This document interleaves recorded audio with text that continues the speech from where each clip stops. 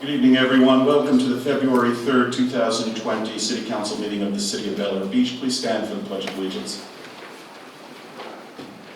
Pledge allegiance to the flag of the United States of America and to the republic for which it stands, one nation, under God, indivisible, with liberty and justice for all.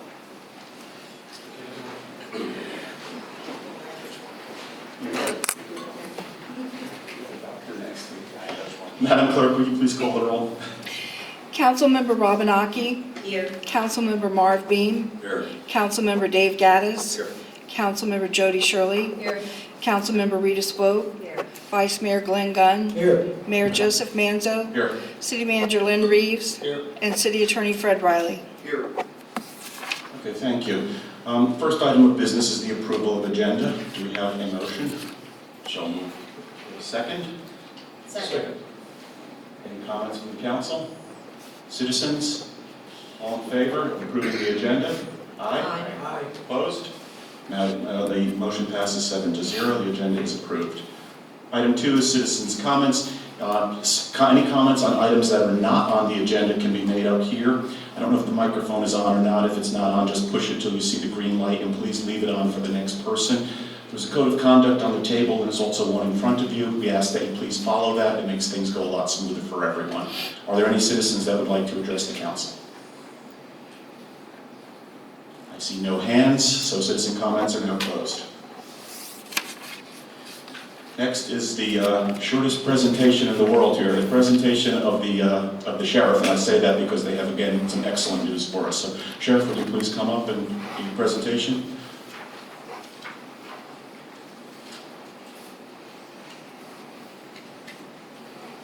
Did I take away the surprise? I apologize about my voice. I'm getting over a little bit of an illness. Crime statistics are down versus last year. The biggest thing that we had in the city was a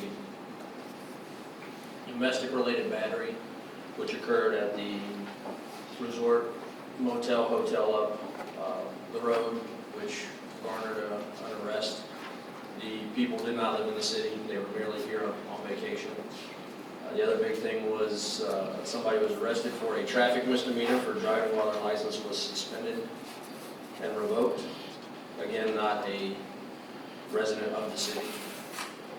We had hundreds of house checks, many direct patrols for traffic, ordinance violations in regards to making sure people are parking in the proper places they should be and not on the roadways.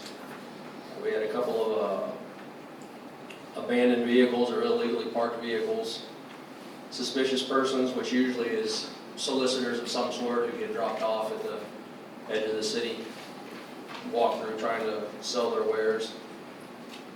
Quite a few traffic controls where we're monitoring traffic and trying to do traffic enforcement as well as traffic education. And outside of that, everything's pretty quiet. You didn't give the best piece of information. And what would that be, sir? That would be that for the third month in a row, we have zero crime in the city. And that's a wonderful thing? November and December, our crime statistics are zero. Yes. And I was kidding the officers last time. I said, I want you to improve on that. That can't be improved on. I was kidding. That's great. That's fabulous. Okay? That's as good as it gets. And that's something that I think every city on this coast and every city in Florida would be shooting for. So not only are we down about 15% from last year in terms of crime, but 3 months in a row now, zero. Yep. That's great. Keep up the wonderful work. My compliments to you and everyone on the Sheriff's Department. Compliments to the city individuals, too, who are keeping them advised if you see something going on. You guys are doing great. Thank you. Thank you. Any comments from the audience or council? Thank you.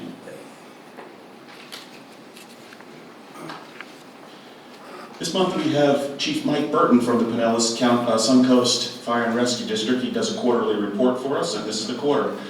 Chief Burton.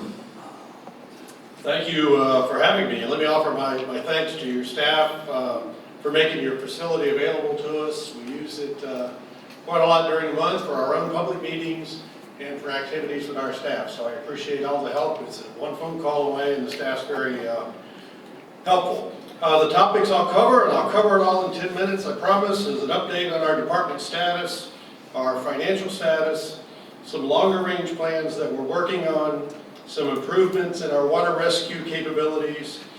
I'll go over the call data for the last quarter of 2019 in your city, a brief mention of short-term vacation rentals and some new information that we have to work with on that, and just a reminder on hurricane safety, and I realize it's only February, but that's just around the corner. So from a department status, again, all of our frontline positions are filled at this time.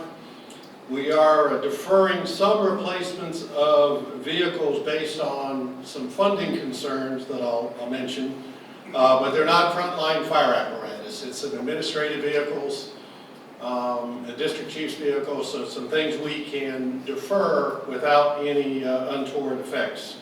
We have an internal committee working on the replacement of one of our apparatus that is 18 years old, and we are resisting the temptation to replace it with a like and similar unit to what we've had. So we're going down an approach of a needs assessment to try to look at the district and the capabilities with our neighboring agencies, determine our unmet needs, and then try to make a vehicle selection rather than just a simple straight out replacement. Because we want to look very carefully at what specialty capabilities are needed and which ones are already available with neighbors so that we don't duplicate. And we are completing some technology upgrades that we've deferred for a number of years. One being as simple as daily inventory and maintenance checks are still done on paper in February of 2020. So we have purchased the software that allows a much more efficient way for us to handle that. Our financial status, the referendum that was approved last year, we are finally seeing the fruits of that with the tax collection that's underway. It nets about $1.2 million to us, which was very much needed. We did have a bit of a financial setback with Pinellas County, about a 5-year-old lawsuit agreement over EMS funding.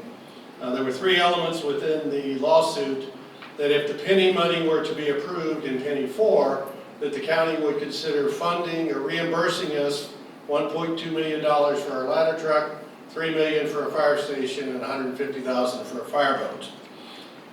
We kind of planned on that, and we submitted all the documents to the county.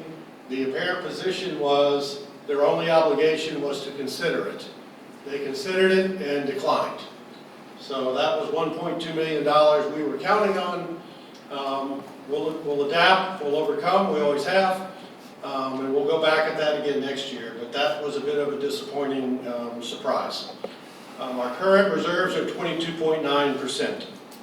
Our longer range plans, in addition to looking at all of our apparatus, we've taken the first step in looking at detailed station location study to determine ideally where our fire stations should be.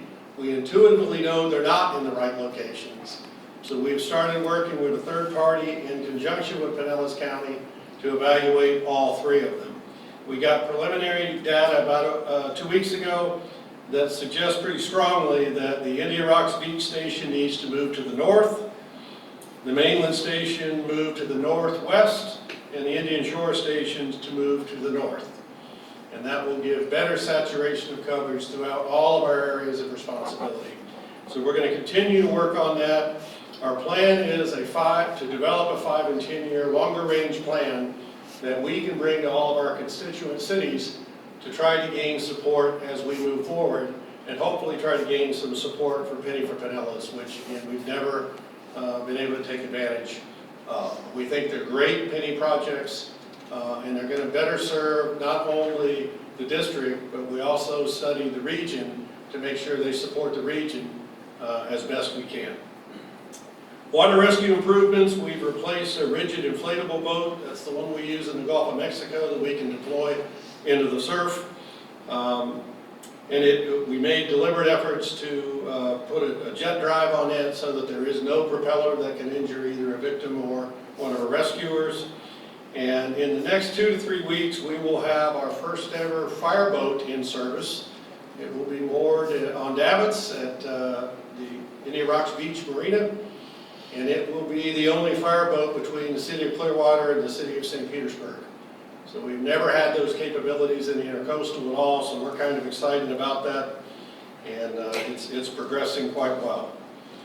The call data for your city over the last quarter of 2019, much like the Sheriff's Office reports, it's a rather safe, quiet city, which we should all celebrate. Our countywide goal is 7.5 minutes, 90% of the time. And anytime we miss that target, we peel the call apart to try to figure out what happened. Sometimes it's simple geography, but sometimes it's not. So I'll talk about the ones where we missed that target and why.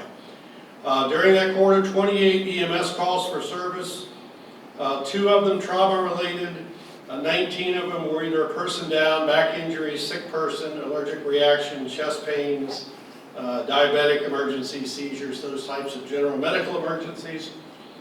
2 of them were for medical alarms, and 5 of them were for falls. And I just raise your awareness on falls prevention. We work closely with Pinellas County 911. There is falls prevention training available to the community. It's not a really high number, but falls have particularly tragic outcomes long-term for people.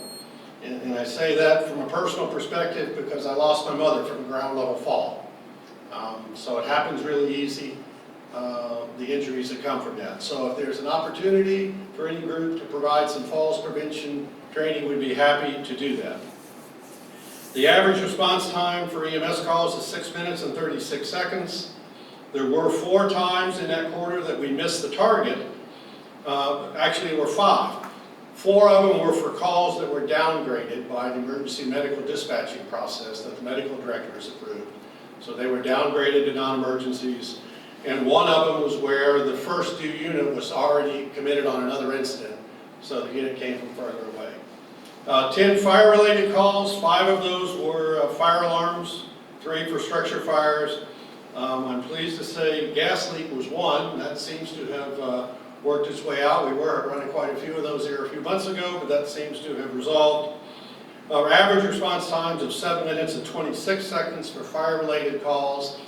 And the easiest explanation for the difference between the 2 call types is when our men and women are responding to a fire emergency, they have a lot of additional protective equipment to put on before they can leave. So that adds 45 to 60 seconds to the total time as they prepare for the call. We missed the target once by 19 seconds for a fire alarm. We missed it once because the first due unit was not available, and there were 2 that were downgraded to non-emergency based on contact with the resident who said, yes, my fire alarm went off, I burned toast or popcorn, and there's no emergency here. Short-term vacation rental, we are working with the State Fire Marshal's Office to gain a clear understanding of fire code implications when 1 and 2 family dwellings are used as short-term vacation rentals. And it's an interest of great, or an item of great interest throughout the state. Last Friday, I had a conference call with the State Fire Marshal and the Chief Fire Inspector for the state. They confirmed our evaluation that what Florida Administrative Code prevails, what the standards are, and when a 1 and 2 family dwelling is reclassified in its purpose as a transient public lodging establishment, there are some fire code implications that roll into that. In a nutshell, what those would require by either administrative rule or by Florida statute: electrically powered smoke detectors, with at least 1 of them being a specialized detector for deaf or hearing impaired, a primary exit that provides a means of unobstructed travel, so there has to be an exit path. There has to be a secondary exit that is independent of the primary exit. And then with the code, there are lots of provisions in there about window sizes, height from the floor, total opening, which could get to be a challenge in some of these properties. A maximum occupancy load of 1 person per 150 square feet. Battery-powered emergency lighting. Fire extinguisher to conform to some particular standards. And then rather easy ones to achieve: a floor diagram reflecting the actual exit pathway, and a fire safety information pamphlet describing the evacuation, where the smoke alarms are, that type of thing. Where we're finding it a challenge is, when we learn of these properties, because right now we don't have an easy way in any of our communities to really learn where those properties are other than complaint driven. We do not have a mechanism right now, even a fee structure, to inspect 1- and 2-family dwellings because we've been prohibited from that for years. Because we don't do single-family residences after they're constructed.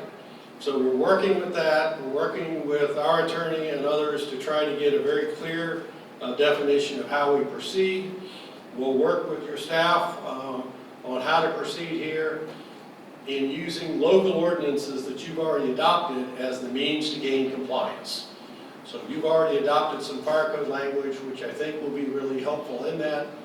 I'll certainly report back on next quarter, and prior to that if you'd like, but it's a pretty fast evolving topic here in a new area for us, inspecting what we would typically think of someone's homes. So hurricane planning, again, just look at ready.gov is the easiest site to go to.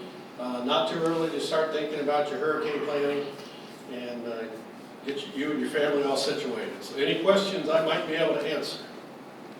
Chief, I have 2 questions for you. Yes, sir. First, okay. Yes. Do you have that, what you just gave on that fire code? I'm going to be speaking later on about the assault that this city and all the other cities, particularly coastal cities, are under by the state of Florida and some of our legislators. And I don't know that there's nothing we can do about that so much, but there's a lot that we might be able to do code-wise over here. Do you have a summary of, I was trying to take some notes here, but I couldn't go. I'll be happy to send it to you. That would be great. I want to get it to all the council members here, because I think it's something that, whether they get it now or they get it in the future, it looks like this might ultimately find its way into law. And if it does, there's stuff that we can be doing on this council to be prepared for it. And I think fire code, not only, it's not designed to, to work against them, it's for safety. I mean, what you just said about building occupancy, we don't want to have some house that has 50 people in it and it's 1,000 square feet. That's just wrong. So if you can get that, that would be great. Yeah. Go ahead. The second thing was very distressing hearing about the county and what they did to you. Is that over with? Is there anything, any appeal rights, anything like that? Because that's a shame. Yeah, it's over for this year's funding. Those penny projects were approved. I'm far from done with it. I just don't know what my next approach is. One of the options is if additional funding went into the fire station, the same language is used at the fire station. So I'd be lying if I said I wasn't concerned about it as well, because it's the exact same language we'll consider. But if it went into the fire station project instead of the fire truck project and it netted out the same, I'd be perfectly content. But we didn't see that coming. This is the first I've heard about it. Yes, sir. Do you have any presentations planned between the Big C, Suncoast League of Cities, Mayor's Council, things like that? Because this would be nice information to get. This is the first I'm hearing it, and I bet you a lot of other people don't know this, and I don't know what help we can be as either mayors, Big C, or councils, but that's something that, you just, unfortunately, all the money you gained by the referendum, it looks like you lost with that. Yeah, the amount's about the same. Yeah. And again, there are lots of demands on the penny dollars, far more than they could ever provide. We took that settlement as a means to stop the lawsuit in good faith. So I don't know exactly why, but that seems to be the response. It was considered, you put in your letter, you documented every need you had, and it was not funded. So at the very least, I'll try again next year. For it. So thank you for your Yeah, to the extent, if you want to get between, to these other groups, I mean, any one of them, I'm sure, would be happy to have you speak and get that information out there, because I found with this penny money too, it goes to places, but it doesn't always go to the cities like us. It goes to some of the bigger cities, and that's wonderful. They have their own fire set up already. Meanwhile, we're left on our own. I mean, I can't even think about what it would have been if you didn't get the referendum right now, because you would be out both of them. Yeah. We would be in dire straits. Okay, any other Any questions? other questions from council? How about citizens? Chief, thank you for coming here. Welcome. Always welcome every quarter or so. Feel free to come by. Be happy. Thank you. All right, now we have a special presentation on popular demand here, the Guide to Living with Urban Coyotes. We have Angela Scotton from the Florida Fish and Wildlife Conservation Commission. She's going to make a 15-minute presentation, and then there's going to be a 15-minute Q&A session for the individuals in the room here. I will make only one suggestion. We're going to really stick to the 15-minute Q&A session, and then she's going to be available. Well, I think they're still meeting in the other room, probably with the Parks Board, because I don't see them in here. But when they finish, we'll go outside. There's a room across the hall. If anyone has private questions, you can speak with Angela directly on that. If there's public questions, bring them up over here. So without further ado, Angeline, mic is all yours. Do you want us? We were going to come down, right? Marv, are you able to do that? Yeah. Okay, we're going to come down this way.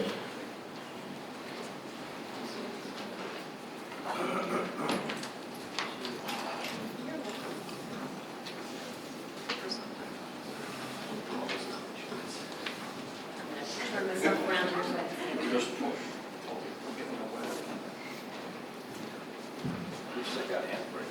So in the interest of time, I'll just go ahead and get started while the rest of the council is coming down.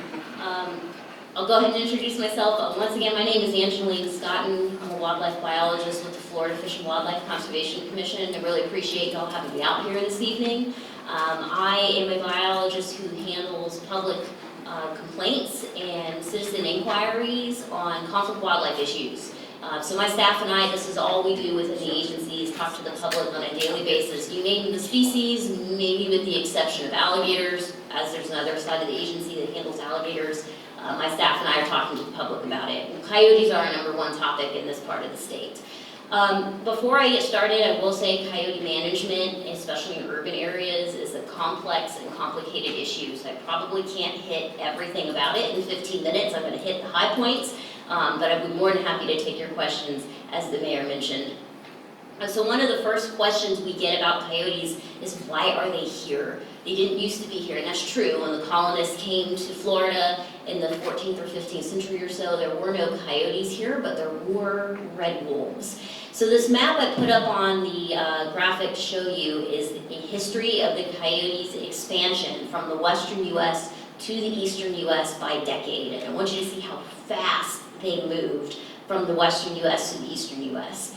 This is all while being heavily persecuted. So if you think back to some wildlife history in the last 150 years, society was wiping out predators. We were removing wolves, mountain lions, bears, alligators, coyotes. There was this sense that predators didn't belong on the landscape. And what we found, or what society found, was that was a really bad move. Predators are essential to healthy ecosystems, and a lot of ecosystems in the western U.S. changed without having wolves and cougars and bears there. So did Florida's ecosystem.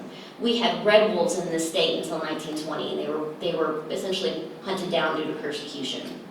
Coyotes did not get a pass during this. Coyotes were exactly the exact same things we were doing to wolves, we were doing to coyotes.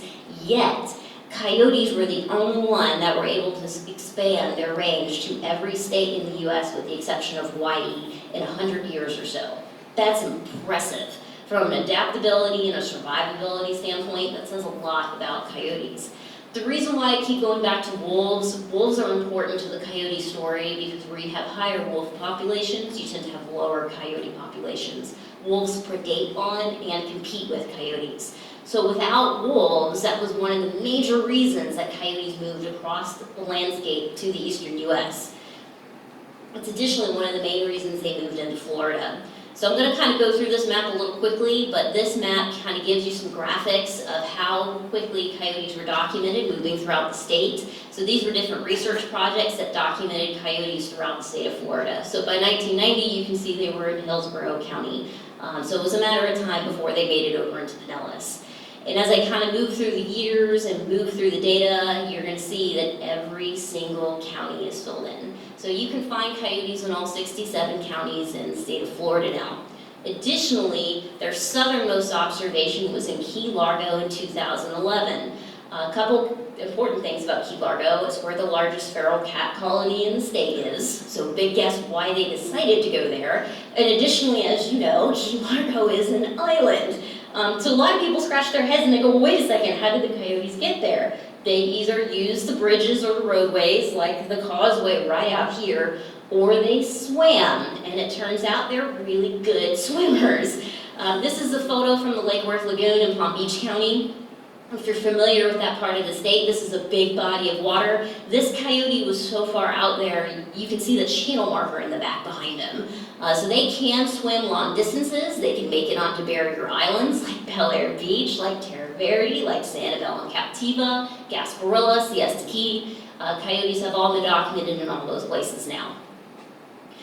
So a little bit of coyote biology. I don't want to bore you with a lot of biology, but it's important to know a little bit about coyote biology to understand what it is they're doing here on the beach.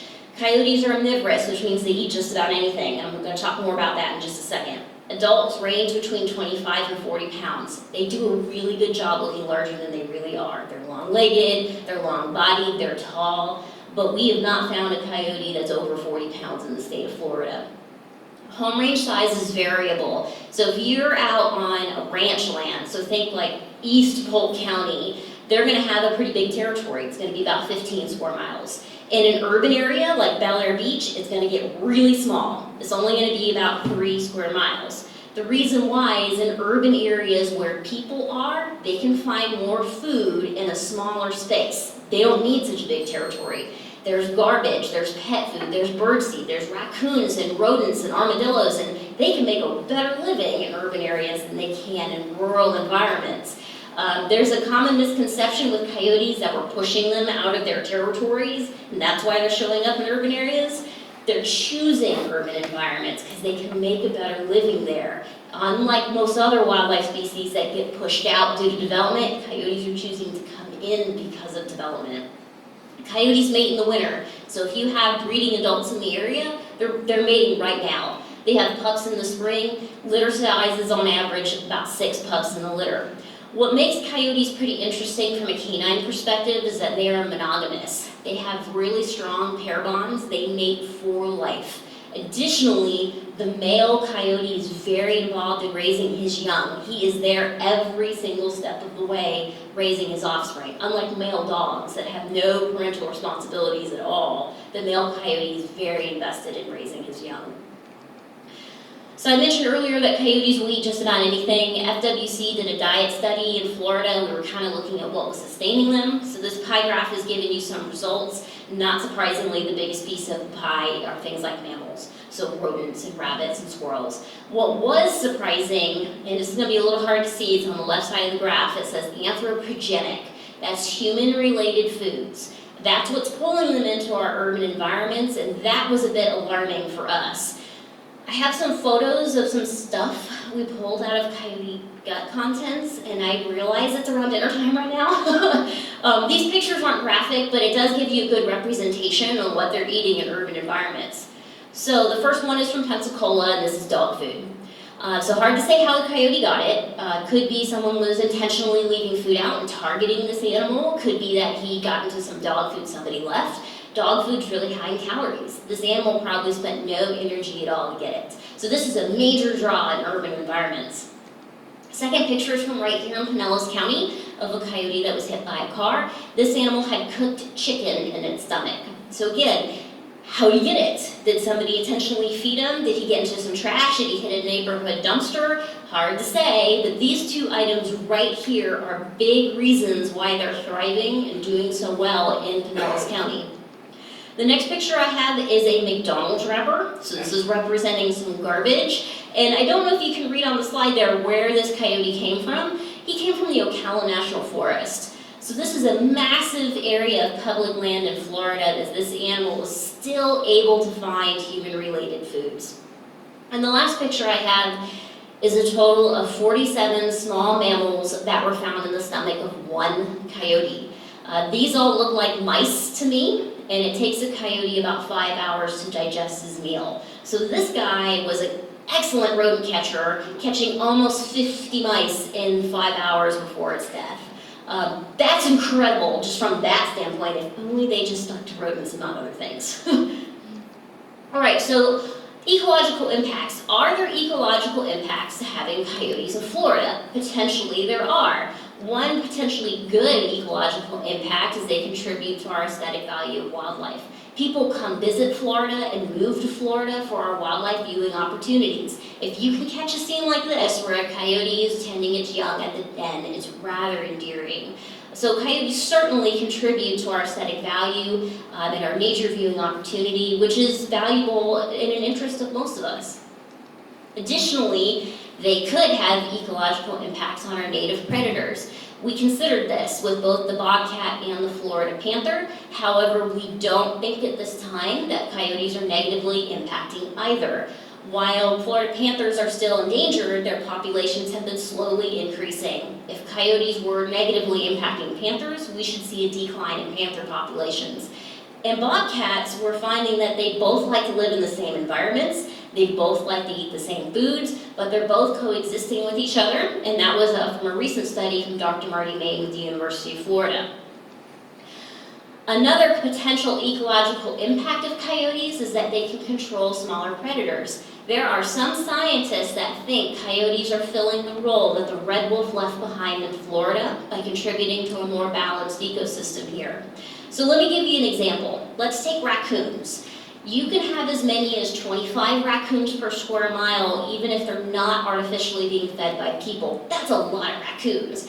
And there's one thing that raccoons are really good at besides getting into trash. They're really good nest predators. That's their thing. They are really efficient at finding and destroying and eating nests. So if coyotes are helping to control raccoons, they're indirectly helping some of our endangered and threatened bird species like roseate spoonbills or bobwhite quail.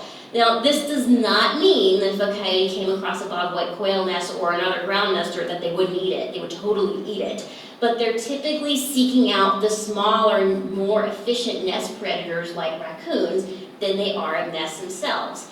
That being said, on the flip side of that, coyotes can also predate on rare and endangered species. And so that's something to consider when you're here on the beaches, where you have shorebirds and sea turtles and other imperiled species that are using the beaches right now. The thing to consider before removing coyotes from beaches is that not every coyote is a good nest predator. Usually, if they learn how to do it, you have one bad actor, for lack of a better term. If managers remove all of the coyotes from the beach, you're opening yourself up to allowing some of those smaller, more efficient nest predators to come in, like raccoons. If there's no coyote here, there's going to be more raccoons coming in behind them. So managers kind of have to weigh this out when they're having coyote problems on beaches. What we would recommend is not removing them all, but removing the problem animal. And you can target the problem animal in theory and remove it, but that's a lot harder, a lot more difficult than it sounds. Coyotes are pretty hard to trap. We'll talk more about that in a minute. Additionally, another negative about coyotes is human conflicts. This is what I'm talking to the public most about on a daily basis, are the human-related conflicts that come with coyotes. The biggest one is pet loss. And I don't want to sugarcoat it for you, coyotes will absolutely take free-ranging pets. As long as cats are available and free-ranging and outdoors, they are 100% open to predation. And it's not just coyotes. It's bobcats, it's alligators, it's panthers if you're in panther country, it's large raptors. There's a lot of bad things that can happen to cats when they're outside. Coyotes are a bit more notorious for it. It's incredibly tragic to have a pet taken by a predator. It's tragic for me as a pet owner and as a wildlife biologist to get the phone calls from residents who have lost a pet to a coyote. Most of the time, coyotes don't leave anything behind when they take cats. Sometimes they leave pieces, and that's really hard. For small dogs are also at risk of predation by coyotes and bobcats and alligators and all those other predators I just mentioned. Typically for small dogs, when coyotes take them, it's when they're not on a leash, it's when they're not with a person, and when they're not in a fenced-in yard. It's usually first thing in the evening or first thing in the morning. Little dog goes out to the bathroom by himself with no one, not on a leash, not in a fenced-in yard. Coyote's there, takes advantage of that opportunity. By keeping pets secure, keeping cats indoors or dogs on short leashes or in well-maintained fenced yards, you can prevent most predation attempts by coyotes and other wildlife. Additionally, we get a lot of questions about human-related safety when it comes to coyotes. Attacks by coyotes on humans are exceedingly rare. And so what I've done in this this graph is to kind of show you how rare it is. So between 1970 and 2015, looking at both the US and Canada, there's an average of about 9 attacks by coyotes on people. When coyotes bite people, we hear about it. There was just a couple in the news recently. There was one from New Hampshire, and there was one from Chicago. It makes national headlines when coyotes bite people. There's almost always a reason behind it. So from the recent examples, the New Hampshire coyote appears, and I haven't confirmed this, but it appears to have, appears to have been diseased. It was a rabid animal from all accounts. The Chicago coyote, if you look at video footage of that animal, it was limping heavily. That animal had a gunshot wound to its chest and was likely more aggressive because it was in pain and trying to recover from an injury. In Florida, we've only had we've had 3 people bitten by coyotes in 2 different cases. We had 2 coyotes. In one case, one animal bit 2 people. Both the coyotes in those instances were rabid. So coyotes can carry rabies, but it's pretty rare. Those 2 coyotes I just mentioned in Florida were the only 2 who ever test positive in the state as well. So when you compare coyotes to domestic dogs, there's more than 1,000 emergency room visits in this country every day from dog bites. There's 5 million cases a year that require medical treatment, and there are more than 200 fatalities between 2013 and 2018 caused by dog bites. If I remember my statistics correctly, you're more likely to be killed by a car collision than you are to be bitten by a coyote or killed by a coyote, especially if you're doing the right things, like not feeding the animal or getting between the animal and its food. So you might be asking, can't we just get rid of all the coyotes? Can't they just all go away? And you probably know the answer to that before I say it, and it's no. Coyotes are here to stay. Eradication efforts for coyotes have failed dramatically. Remember I mentioned earlier how much they've been persecuted. Everything we did to wolves, we've done to coyotes. We've poisoned them, we've shot them from aircraft, we've trapped them, you name it. We've done every almost unimaginable thing to coyotes that we did to wolves. We nearly wiped wolves out. They're gone from the eastern seaboard pretty much. They're almost gone from their entire western range. But coyotes expanded. The reason why has to do with their breeding dynamics. Where coyotes are locally pressured, they'll start increasing their reproduction, which is kind of unheard of for wildlife. What's sustaining coyote populations is food and space. So if you start removing coyotes from the population, all of a sudden there's more food and space to support more. So the coyotes next door start increasing their reproduction to compensate for that gap. This is why eradication efforts have failed for coyotes across the country. Landowners can remove nuisance coyotes on their properties if they wish. I'm going to kind of move over that in the interest of time, but I'd be happy to take questions on that if there are any. Angela? Yes, sir. You're at 15 minutes, so if you could just I will wrap it up. Okay, thank you. Thank you very much for keeping my time straight. We really suggest preventing problems with coyotes before they start by securing garbage, cleaning up fallen pet food and bird seed, keeping cats indoors and keeping small dogs on short leashes. Because you can't get rid of all the coyotes, really drive home the fact that you should prevent these problems before they start. You can also haze coyotes. For more information on hazing, this is just establishing some human dominance, letting them know they should leave the area. We have a video on our website on how to do that.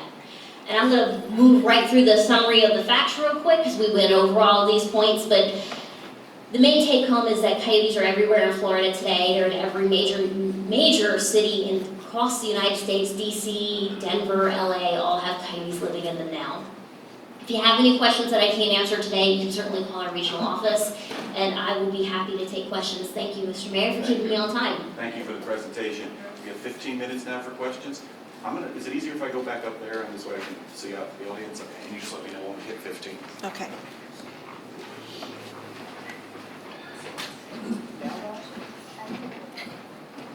Yeah, why not, right? Let's just do it. Okay, do we have some questions from the audience? I'll start on this side and I'm going to move to this side. How about we do it that way? Gentleman in the blue jacket. If you could just stand up maybe and just say it as loud as you can. Sure, yes, I have 2 questions. Have there been any sightings in Bel Air Beach? And number 2, is there any repellent that can be placed around the yard to keep them away? Okay, so first questions, are there any sightings on Bel Air Beach? Yes, there are. Are there any repellents to keep coyotes away? There's some limited research on using predator urine around your property. So this would be like wolf or cougar urine. You can get it synthetically. You can get it from any major box store that you buy hunting supplies. Some people really swear by it and say it works really well. Other people say it really doesn't work very well. I have not tried it. That's the only repellent that I'm aware of that may work. The biggest drawback to it is that it smells really bad, and you need to reapply it after it rains. Questions from this side of the room? Jim? So the county uses a catch and release on feral cats. Have you all considered maybe doing the same with the coyotes? Sure, so the county has a trap neuter release program for feral cats. Have we considered doing that with coyotes? We have not considered doing that with coyotes. Wildlife don't respond typically well to sterilization efforts. There's only been one study done on coyotes that I'm aware of, and that's from out west. The biggest drawback with a TNR, or trap neuter release program for coyotes, is they're really hard to catch. So catching them is the hardest part. There's also a cost involved in sterilizing them, and then there's another question of, do you just let them go back into the community? I would think a lot of residents in Pinellas County would say no. If you catch it, you shouldn't release it, you should get rid of it. Most sterilization efforts for wildlife in other parts of the country, and again, this hasn't been tried very often, it's been mostly done with deer, but they have mostly failed across the country. The biggest thing with coyotes is that you guys, as a community, have it within your power right now to control their population, just by controlling food. The less food they have, the less reproduction they're going to have. Does that make sense? I would think so. Gentleman in the back? First of all, thanks for the work that you do. Question on best practices. You've seen a lot of counties, you've visited a lot of counties. It's sometimes a sensitive subject when you have a neighbor that has fruit trees or an area that isn't sealed under a staircase going up to the second floor. How have you seen communities get together to really do the right things as a community to kind of close down a little bit on why they're here, which is primarily food? That's a great question. So what have other communities done to kind of help alleviate the coyote issues? The biggest example I can give you is Atlantic Beach, which is outside of Jacksonville. They partnered with FWC and Humane Society to write a management plan for their community. One of the biggest factors to that is they do yard audits with the residents. So it's typically a volunteer with the city that goes out to a resident's home that's having coyote sightings, and the volunteer identifies everything that would be bringing coyotes onto the property in an effort to try to help mitigate that. Management plans are kind of new in Florida. They're really popular out west and in Canada. The city of Sanibel is also considering a management plan at this time, and I believe the city of College Park is also considering a management plan. If that's something you all would be interested in, let me know. I'd be happy to help you with that. Thank you. I'm going to take 3 questions from this side if we have them. Anyone? Gentlemen? I don't know where about the figures for 8.9, whether that was taken over the last 50 years, but anybody can go on Wikipedia and see hundreds of cases of coyotes attacking children and adults. And the most important thing is that these are increasing rapidly as the coyote population increases. And they certainly don't seem to be timid. Just in this parking lot out here, my wife and I saw 2 months ago, saw 2 coyotes 20 feet from the sheriff's. So they're getting used to people around here. The other thing, you said that these studies on eradication failed miserably. But were these studies done on barrier islands, on well-developed barrier islands? That's what's appropriate in Bel Air Beach, Indian Rocks Beach.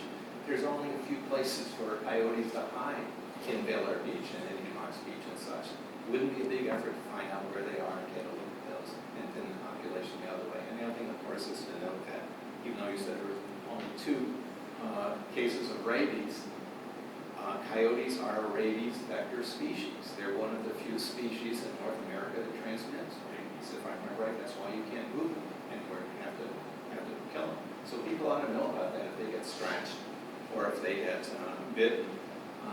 They might have to go to a resort or have to go through a series of rabies shots and things like that. So I think we're only seeing one. I mean, it's pretty that we have these cute little pictures that you put of rabies, coyote pups in your publication. limitations, but I don't buy that barrier islands couldn't make an attempt.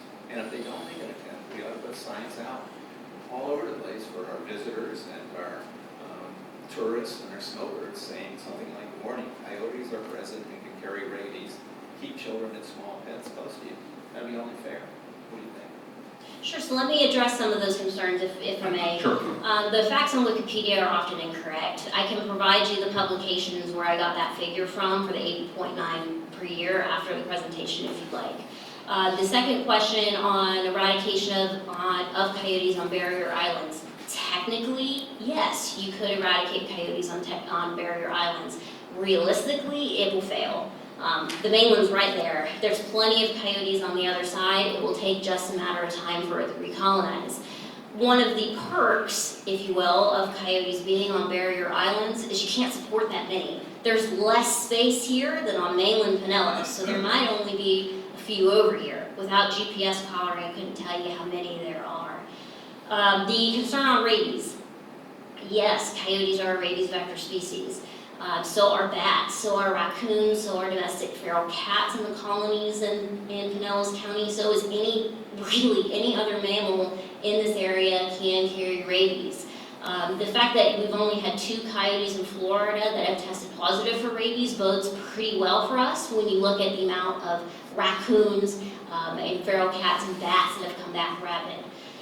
So yes, are they rabies concerns? Sure, but so is every other wild animal, wild mammal in the state. And I don't think we should move through an eradication campaign of all mammals just because of a rabies concern. It is a fairly rare disease in the state. I believe you had one other one that I glossed over. Can you repeat the one I missed?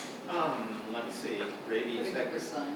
Oh, putting up the sign. Oh, putting up the signs. Or also letting people know that coyotes around here are digging up sea turtle eggs. Sure, so we do have some signage that we can provide. We provided a template to one of the retirement communities in Clearwater that have them out now. Additionally, I gave your city manager some posters today that can be put up. Atlantic Beach made a sign out of the poster that I gave to the city manager today. So yes, absolutely, signage is I think a really good move, especially when it comes to food.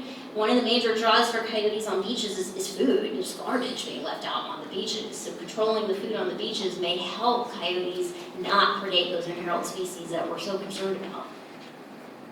Other questions from this side? Now I'm going to go back to this side. I want to try and keep it balanced here. That was a series of questions. Anything else here? Anybody else here? Your second questions. Anybody else have their first question? We're good? Second question, go ahead. Okay, so I know Pinellas County drops by helicopter bait into heavily dense wooded areas with a rabies vaccine for the raccoons. Do you all consider, or have you considered doing anything like that kind of program for the coyotes? Sure, so have we considered doing a oral rabies bait drop like the counties have done in similar fashions for raccoons? We have not considered that. That's typically a Department of Health and county and USDA related operation. I can tell you that the county of Miami is moving forward with that move, not because of rabies and coyotes, but because of rabies and raccoons. They're having a lot of rabies issues with raccoons in Miami-Dade County, so they're moving forward with the bait drop. There's a recent publication, and forgive me, I can't remember the source, but I can find it, that is confirming that those rabies bait drops for raccoons works on coyotes. So they're finding that coyotes are consuming that oral bait as well, and it's, in a sense, what's the word I'm looking for, vaccinating them against the virus like it would for raccoons. The biggest problem with the rabies bait drop in Florida is our climate. The bait itself doesn't last very long, and the heat, it disintegrates pretty quickly. Patty, how are we doing on time? 5 minutes. Okay, I'm going to open, before we go back to any more audience questions, council. Questions from anyone on council? From a statistics standpoint, I'm kind of a numbers guy. You compare the number of coyote bites to dog bites.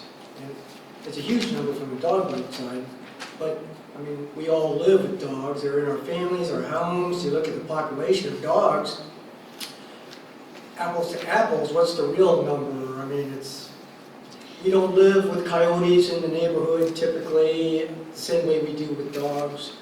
You know, kids are playing with the dogs, that kind of thing, so. Sure, so there's millions of dogs, and forgive me, I'm probably wrong on that statistic, but I would think there's at least millions of dogs in the United States.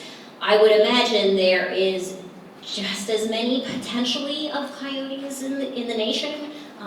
Please don't quote me on that, I don't have any research to support that, and nobody's looking at how large or abundant the coyote population is, but I would think it's gotta be at least the million mark from a North American perspective. So sure, from apples to apples, maybe comparing dogs with coyotes isn't the best approach. We wanted to do that to show a canine of similar size that we're all familiar with, the bite rates, and a canine that we have a lot of good statistics on. If we were to compare another wildlife species like raccoons, I believe you would see that number way up compared to coyotes. Especially in Florida, where I'm a little bit more familiar with the numbers. I don't want to throw out a raccoon number, but it seems like we almost have a bite in this state by raccoons at least once a month. Whereas with coyotes, we know 3 statewide in our entire history. So even comparing to other wildlife species that are more common, the bite rate from coyotes is very statistically low. Yeah, and that's my point, is, you know, it might be better apples to apples comparing it to some of the other wildlife incidences rather than the domesticated dogs and families. Point taken, thank you. Council, any other comments? I just want to make, I'm sorry, go ahead, Robin. No, I was just going to say, I want to say thank you very much for coming. I have a biology degree too, so I totally got everything you were saying. And no, you're very well researched and you have a lot of information, so thank you very much for Thank coming. you for having me. I'll echo the thanks, and thank you for coming to community. Also going to mention that if anyone has individual stuff, I know the gentleman here, I met you before, I know we were talking about this in Indian Rocks. You're going to be available outside. There's a conference room right across the hall. Feel free to go out there, and Angeline can spend however much time she has available. I just wanted to make one comment, because I heard this from somebody, and I just want to reinforce this, and the sheriffs are in the back, you can confirm this with them. Please do not start hunting these things. You cannot discharge firearms or any other items in the city. And we live really close by, so if you miss with something, you're going to have more problems than the coyote if that thing goes through somebody's house. So please do not discharge anything. That's not the way to take care of coyotes. Bang. The one thing that you were talking about before was, and I read your brochure, but it basically talks about if you go outside, have a can with some pennies or something, make noise. These things will run away generally. But firearms, non-coyotes, not in Bel Air Beach. So yes. One last question. This will be it, okay? Mayor and council, wouldn't you agree one of the asking for their assistance on a management program to audit the city would be helpful? Thank you for reminding me. You volunteered that, and if you would, to the city manager, maybe pass that along, and then we'll take a look at it as on the council here and see what we can do, management-wise, if there's anything that is within our powers. So that'd be great. But thank you for the great information, the great presentation. I know we can talk about this a lot. It has been a really hot topic. I know on social media, people have been talking. There's a lot of misinformation. We got the real information tonight, and I really appreciate you coming out and helping us. And again, anyone who wants to partake and spend some time here getting more information should be right available across the hallway. Thank you for having me. Thank you so much. Appreciate it. Anyone want to? Thank you.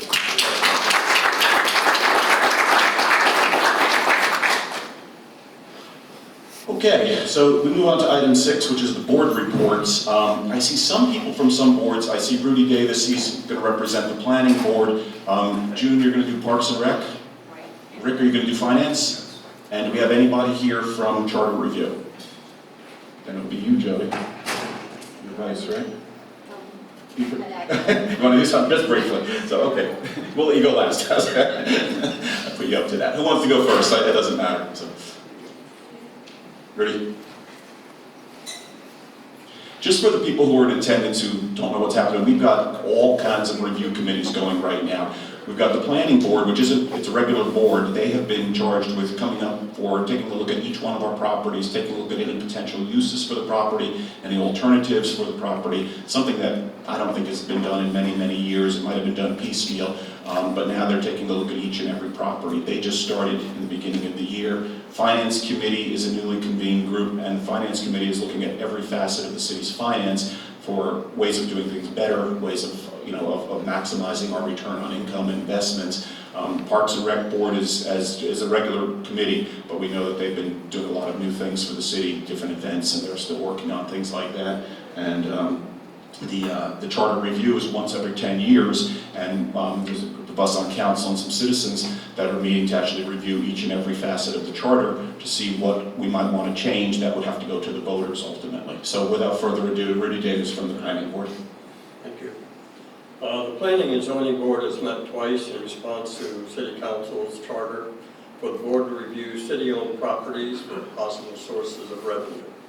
At the first meeting, we received available city records for those properties and a copy of the charter. It was noted that some properties were lacking deeds or other pertinent records. A search was initiated by the city manager and Chairman J.C. Imfeld.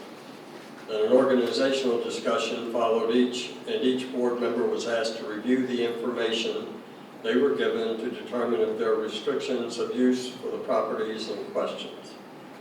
At the second meeting, the board discussed the various properties and noted the restrictions that would challenge their development or use for revenue purposes for the city. Some of the issues noted were that the small parks generally had stormwater outfall drains that could not be built over. As a result, the mayor instructed the board to concentrate on the City Hall property, the Cedar Street property, and the Marina property. It was noted that the Marina property is encumbered by the requirement for 70 dedicated parking spaces to qualify us for beach renourishment. The Bayside Park at City Hall is restricted due to FERDAP grants, as is Morgan Park. With those restrictions noted, the Chairman Imfeld instructed the board members to look for workarounds or alternative uses that may allow the properties to generate revenue for the city. And at our next meeting, February 18th, we will discuss the board members' ideas for alternative uses or other opportunities that could bring additional revenue to the city. Any questions? Mr. Davis, have you met, or anyone on the board met with any outside consultants at this point? Not engaged them, but just met with them. I'm talking about commercial realtors, developers, people like that. No, but I think in the discussion, the city manager has noted that he has spoken with someone, and that information will be presented at the February 18th meeting. At this point, the board has really just identified all the properties, all of the known restrictions to their use, and now we've got to look for workarounds or thinking outside the box. And so with the knowledge we have in hand, that's the next purpose. I know also that Lynn and I have been talking with Water and Navigation with regard to the marina, the intent to look for additional docking space within the city in any area.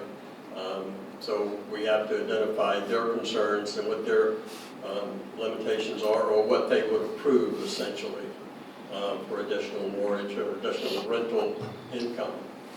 And I think we're all have some ideas, but we can't discuss them because of sunshine law violations outside of those meetings. But the next meeting should be very important as to what we've been able to come up with. I just want to expand on something you said, because I said it at the council meeting last time, because I wasn't able to attend the first meeting, and I know Vice Mayor was there and gave some good background. There was a pretty obvious, when I listened to it, it was a pretty obvious situation where there was a lot to do in a very short period of time. We had asked for returns by April. It wasn't that we were trying to give you some ridiculous deadline. It's that if anytime we sell or change, if we try to sell any properties in the city, we're not selling the park. But one concern is there's a building, we call it the White House, but it's a storage building that we utilize, and that's a possible candidate for something like a sale. We have to go to voters, and the reason why we asked for that deadline was that it would give us time to be able to get it on the November ballot. When it became obvious, at least to me, and I know the Vice Mayor also had mentioned it to you in the first meeting, try and focus on the 80-20. 80% of the money, if you will, is in 20% of the property. So that was what it was doing. I wasn't trying to speak for the council, but I think given the fact that there's just no way you could evaluate each property by April, look at the big stuff, and if anyone in council disagrees, we can deal with that right now. But the other properties, we still want to look at, but I think that's going to be something that you look at a future point. It would not make this election. I don't see it, not given your limitations. So as I noted, what we're essentially looking for rental space. And one of the thoughts initially was the second story of this building, give ourselves 10,000 square foot of high value rental space.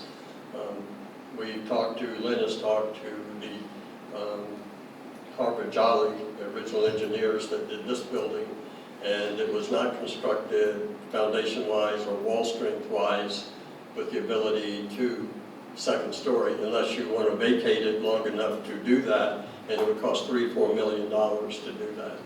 So most of what we've seen so far is going to take a bit of investment to find any return. You've got to do something to the property to develop it. But we're working on it, and we think we can meet your deadlines. Excellent. And one of the things we've stressed was thinking outside the box. And this was an example, actually, it was, I don't know if it was your original idea, but you were the one who brought this up. And I thought I had heard everything for what we could do with this property. And Rudy Davis came and said, we could put a second story. And I had never heard that from anybody. So, okay, it was a good idea. It's not going to, we could do it. It's going to cost a fortune, but we could do it. But think outside the box. We were talking about the 70 parking places, and I said, well, go up a level, and you still could have parking, and put a parking garage. So anything is on the table within reason. No, we're not going to spend $25 million to put a second story. That's a financial decision. But anything's open, and to that extent, these are open meetings. So anyone in the public who has an idea, speak with them, send them a note or something like that. They can bring it up at the meetings. But I thought that was an excellent idea. And it doesn't work, but that's the way we get great ideas. Council, we have any questions? Yes. Yes, okay. Rudy, you talked about the next meeting. When is the next meeting? February 18th, 3 We don't o'clock. have that on our list. Okay. I just had one comment. We talked about it in the finance committee. There's a lot of great discussions going on in these individual groups and boards and committees. And I would hope that maybe there's some more cross-pollination going on rather than just hearing the 5 or 10 minute spiel when you come in to do your board reports. Maybe sit in on each other's meetings because there's a lot of discussions and ideas being thrown around on the periphery of these things that you can latch on to. Great. Thanks. Citizens, any comments? Oh, hang on one second, Mr. Davis. Let's make sure there's no one from the audience. No? Thank you. Thank you to the group. Who was the lucky person who's going second? I see Rick. Rick is chairman of our finance committee. Rick Schock, 115 13th Street, Ballard Beach, Florida. And thank you, Vice Mayor Gunn, because it's clear that we need to talk because we have some duplication, maybe triplication of efforts. But our Residential Financial Advisory Committee, we've met 3 times so far. When I was here last month, I met where I briefed us very, very simply on our first 2 meetings. We're meeting tomorrow. We're at the point now where many good and in-depth ideas have been floated. And now what we're trying to do is capture those and put those into a presentable format for the council. It's our intention to, I believe we've been invited on the 19th to the work session. So it's our intention then to give some pretty solid recommendations to the council to consider with dollar figures attached. So tomorrow we'll be busy and then we'll look forward to seeing you on the 19th. But be a little premature, I think, to do any of that tonight. But I would say, Rudy, at some point, you and I like to get together with you and get all those ideas together. So that's where we are right now. But it's going well. We are definitely thinking outside the box, I promise you. So, Council, some questions? Citizens? Again, off easy. Get well, it gets good. Thank you. Thank you very much. I've sat on some of your meetings. I know others here have too, and you guys are doing a tremendous job. So yes, I think if you get with each other, it'll be fantastic. That'd be great. Jim, Parks and Rec. I can't promise you mine is not going to be as short. First of all, Mr. Davis, I would like to get with your board because the Marina Action falls under our realms for the park and recs. So I'd like to get with you and maybe throw out some ideas on increasing some revenue at the Marina, if you're available. And then second of all is our car show's coming up. Mark your calendars. It is the 22nd of March, and from 2 to 5. And it will be here at Bayside Park. Same system goes. The only ones that will be allowed to bring their vehicles on are the cars participating in the event. The park will be, the entrance down here will be shut off, and City Hall will be used for the visitors parking for anybody attending the show that's not participating. We laid out tonight some of the categories, and what we have decided to do as a board is the fact that since this is our very first car show, we've got a basic outline of the categories. But as we start getting people registering for the event, we're actually going to add categories. We'll have a special meeting and add those categories, but we don't know what kind of people or cars that we're going to have attending this at this point. You know, we're going to reach out to some car clubs and so forth, but at this point. So our basic outline right now is we're going to allow trucks, muscle cars, vintage pre-1960, and replica Kit Kat kind of cars is what they call them at this point. And so when we do our flyer for this event, we're going to eliminate some of the things. The city manager gave us a car registration form to kind of critique a little bit as a board and see what we like. And they recommend that our board recommend that we take off all these car classes for now and just go with the regular registration form at this point, and then make up the flyer basically as a general outline, not give any particulars about it. You know, don't break it down so much, because when you do, you might start eliminating somebody who might have come and then they decide not to come. So with this being our first event, we're going to try to keep it a little bit vague as far as car classes go. We have the trophies. It takes a week to print off the plates, so it's, you know, we have a time, we haven't, I want to say we don't have as much of a time restriction on trying to make that happen. We have the Wounded Warriors that are going to come and set up a display. Emergency Management of Pinellas County approached me at the council meeting, the Big C, the other day, and they would like to come and set up a display and continue partnering with us and getting as an outreach to the community and making people aware of things that can happen in the community. So I've agreed to let them bring in their stuff and set up a table for that. We're only going to have 4 to 5 vendors, so the first 4 to 5 that apply, that's all you're going to get. And then we're having one dessert kind of truck. We're at this point, we've reached out to Pour Ice. If that doesn't work, then we'll get Kona Ice to come in. And so we're only, because it is from 2 to 5. We don't have to have hot food. We don't have to have, just have to have drinks and maybe some kind of dessert. Councilmember Gaddis has agreed to be our DJ. No DJ. Huh? Just music. Just music, okay. He's going to supply the music, the sound system, and one of our board members is going to supply the tent for over his equipment, so that's already secured. And so as of now, then pretty much everything's in motion to get that moving forward. We had a planning session tonight as well, and some of the things that we have agreed upon and we will need the council's approval of, we don't want to lock in dates, because if you lock them in too far in advance, and we have conflicts from the council and so forth of different things. But here's the months that we're going to do these things.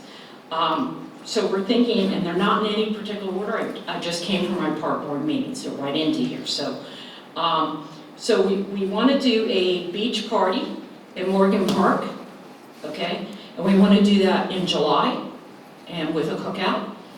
And we're thinking around either the 3rd or the 4th for that one. And then we want to do a 5K race in May 3rd for that. That one we do have a particular date. And we actually have 2 people, somebody who put on one before within our city, that is Burke Serafian's wife has put on one before, and so he's agreed to run it if the council approves it, him and his wife. And then Festival by the Sea this year, We're gonna plan on it being in November, when it's cooler. No more dunk tank this year. But the council members can sign up, and the mayor, to be, to be the target by a pie throwing contest. No way. And that is to raise money, so keep that in mind. Okay, and then we in November, we'd like to have a tree lighting ceremony, okay? And so what our idea is, the person who's our park board would vote on who is giving the most to this community for the year, who's done the most for this community for the year. That person would actually switch on the tree, turn on the tree. Then we would come in here and have cookies, hot cocoa, that kind of thing, Santa be here, that kind of thing, and just make it a community kind of an event. Very simple, but very, very nice, very tasteful. Music in the park, I had a request for that. So we're looking for June for music in the park. And we'd like to start maybe thinking about doing that a little bit more, but we want to try it out. Everything is, this is all trial stuff we're doing. So then I had a fashion show tea. It actually raised a lot of money in some of the other cities for their different special, I want to say charities and things like that. So that's something else to think about. We're thinking somewhere around January for that. So keep that in mind. Boat parade. I've had a lot of requests for a boat parade from a lot of guys. I worked with the city of Indian Rocks on this, and I spoke to them in depth, and they actually don't want a sister with us because their boat parade right now takes 2 to 2.5 hours to put on. But that being said, they're willing to lend us their boat captain who has been doing theirs for years, and as long as we don't do it on the same night. And she's willing to work with us on everything. She's already supplied me a copy of their forms that we can submit, we can use, and I'll give them to the city manager, and he can give them the city attorney and they can take a look at them. One is the registration, and the other one is basically kind of like a policy. But anyhow, so what that would entail is basically, you know, we would have the boat captain lead it. Some of the council members and board members that have boats would be strategically placed in the parade, so to make sure everything runs smoothly. You know, we'd start at one point and another point, and that would be it. The reason that Indian Rocks won't team up with us, theirs is about 2.5 hours. The Reddington Shores, I believe it is, and Indian Shores. I don't know, the two of them team together, and it goes like 4.5 hours, and they said that their city manager said it's just way too long, so that's why they did not want to team with us on it, otherwise they would be more than willing to do that. So we'll not be doing it on the 16th of December, but we're looking at maybe the week before that. So just kind of keep that in mind, and when I come to you to get your approval on all of those things, that date I have to nail down with you all, just so you know, for a boat parade. I have to nail that down. After speaking for a long time with the City of Indian Rocks' park event person, she said that that's something you have to start months in advance planning and putting together. That is one thing you just cannot get around. So that date will have to be done in stone with you all. So I will be approaching you on that to get that done. Next, I want to talk about the park grant. Now, I've met with most of you on this council about this park grant.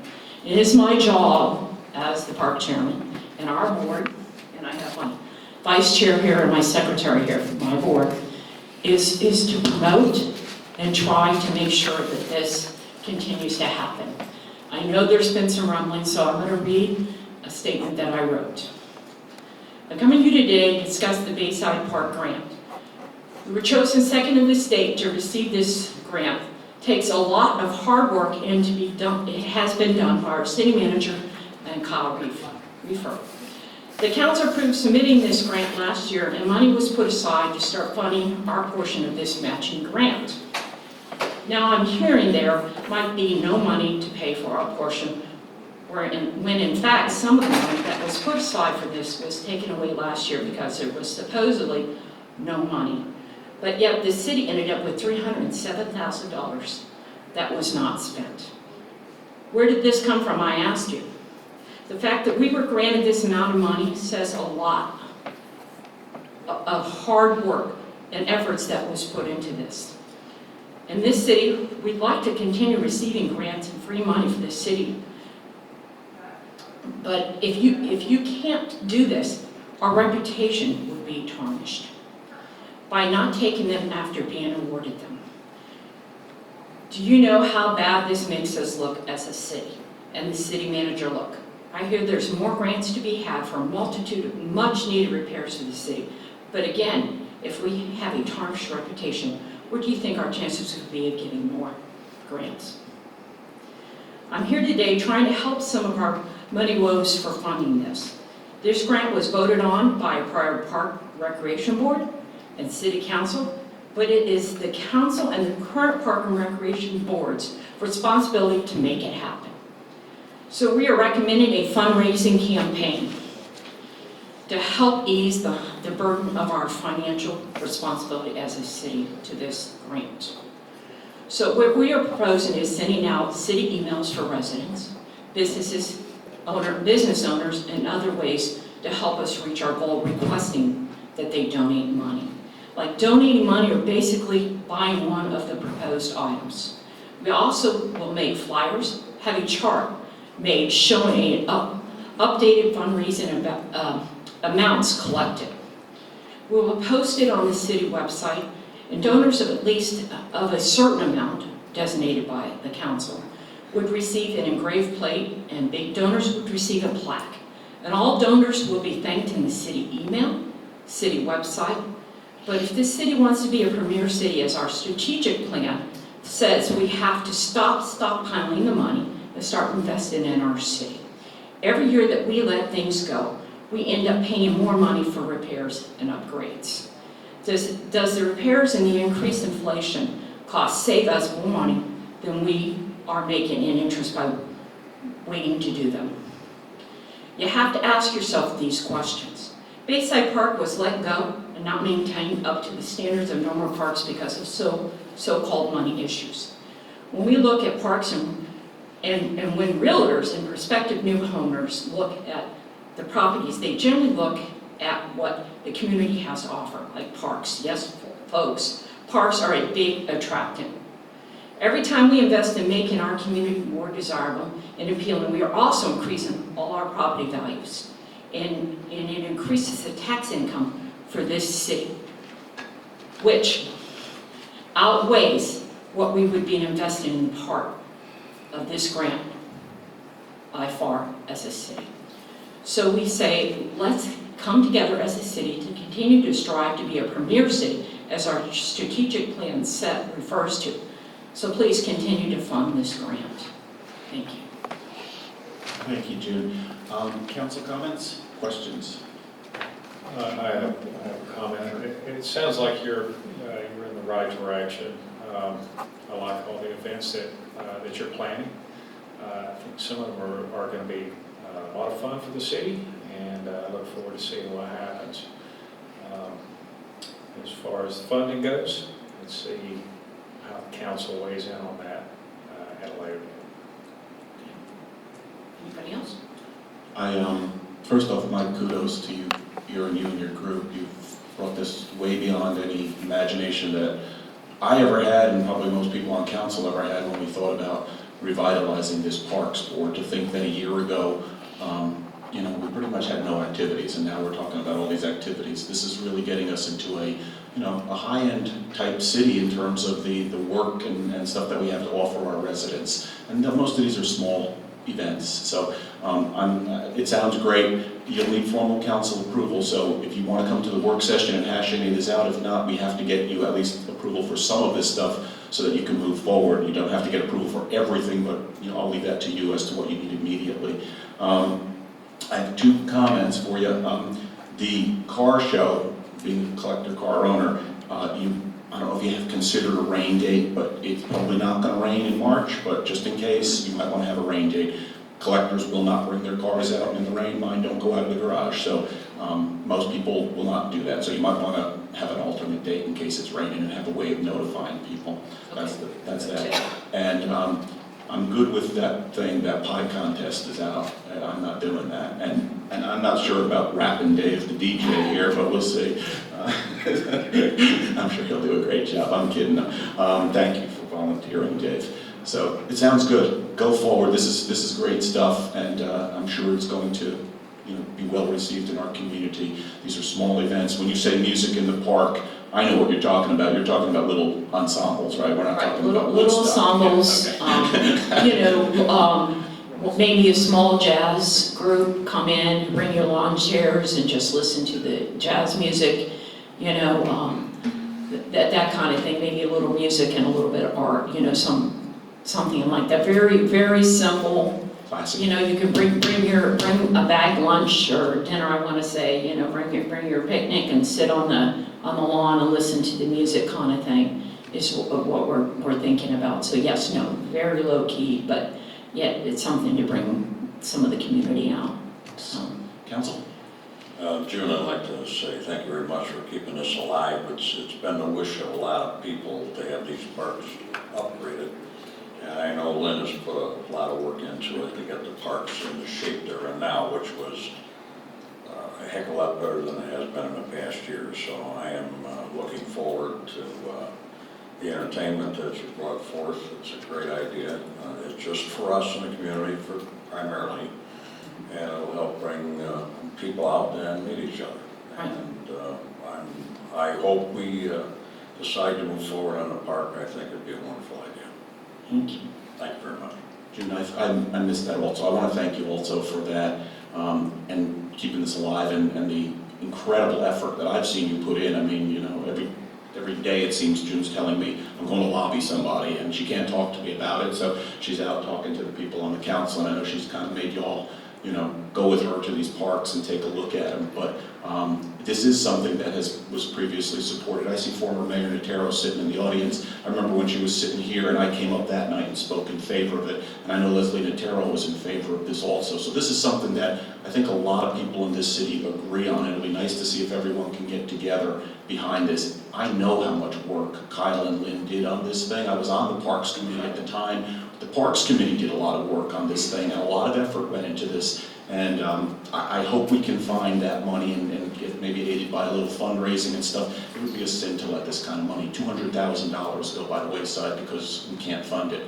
So I hope we can make that And I happen. want to reiterate the fact that we got second in the state. I mean, that's just basically unheard of. So the fact that the city manager went through and Kyle went through this much work to get that amount of money should be, you all should be thanking him to no end, but yet I'm hearing rumblings that we might not have funding for it, but you need him to reach out and get more grants from the future for free money for this city, okay?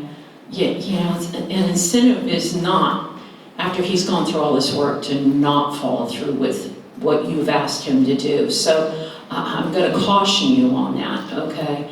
He went through a lot of work. I heard all the different meetings that he had to attend, all the things, all the work went behind it, doing the diagrams for this. I mean, it was a lot of steps. It was a lot of work. So I really caution this council against, dropping this from their plan. I really do. May I add something, please? Sure. Is the concern of the grant, since it's such a hot topic right now, is not so much, I don't think, the funding, although that is a bit of a concern. It's that we tie up our entire assets of everything at City Hall, all the surrounding parks, for 20 years if we accept that money. So there is a second side to that. So we need to be aware and make sure that residents are aware of that. It's not just money. There's other things to look at. Yes, I agree. There is, but that being said though, I mean, do you see the city getting rid of, that park was donated to us in 20 years from now? No, but we've talked about, we just heard from the Finance Committee and from Planning and Zoning, and there's a push to get rid of the White House.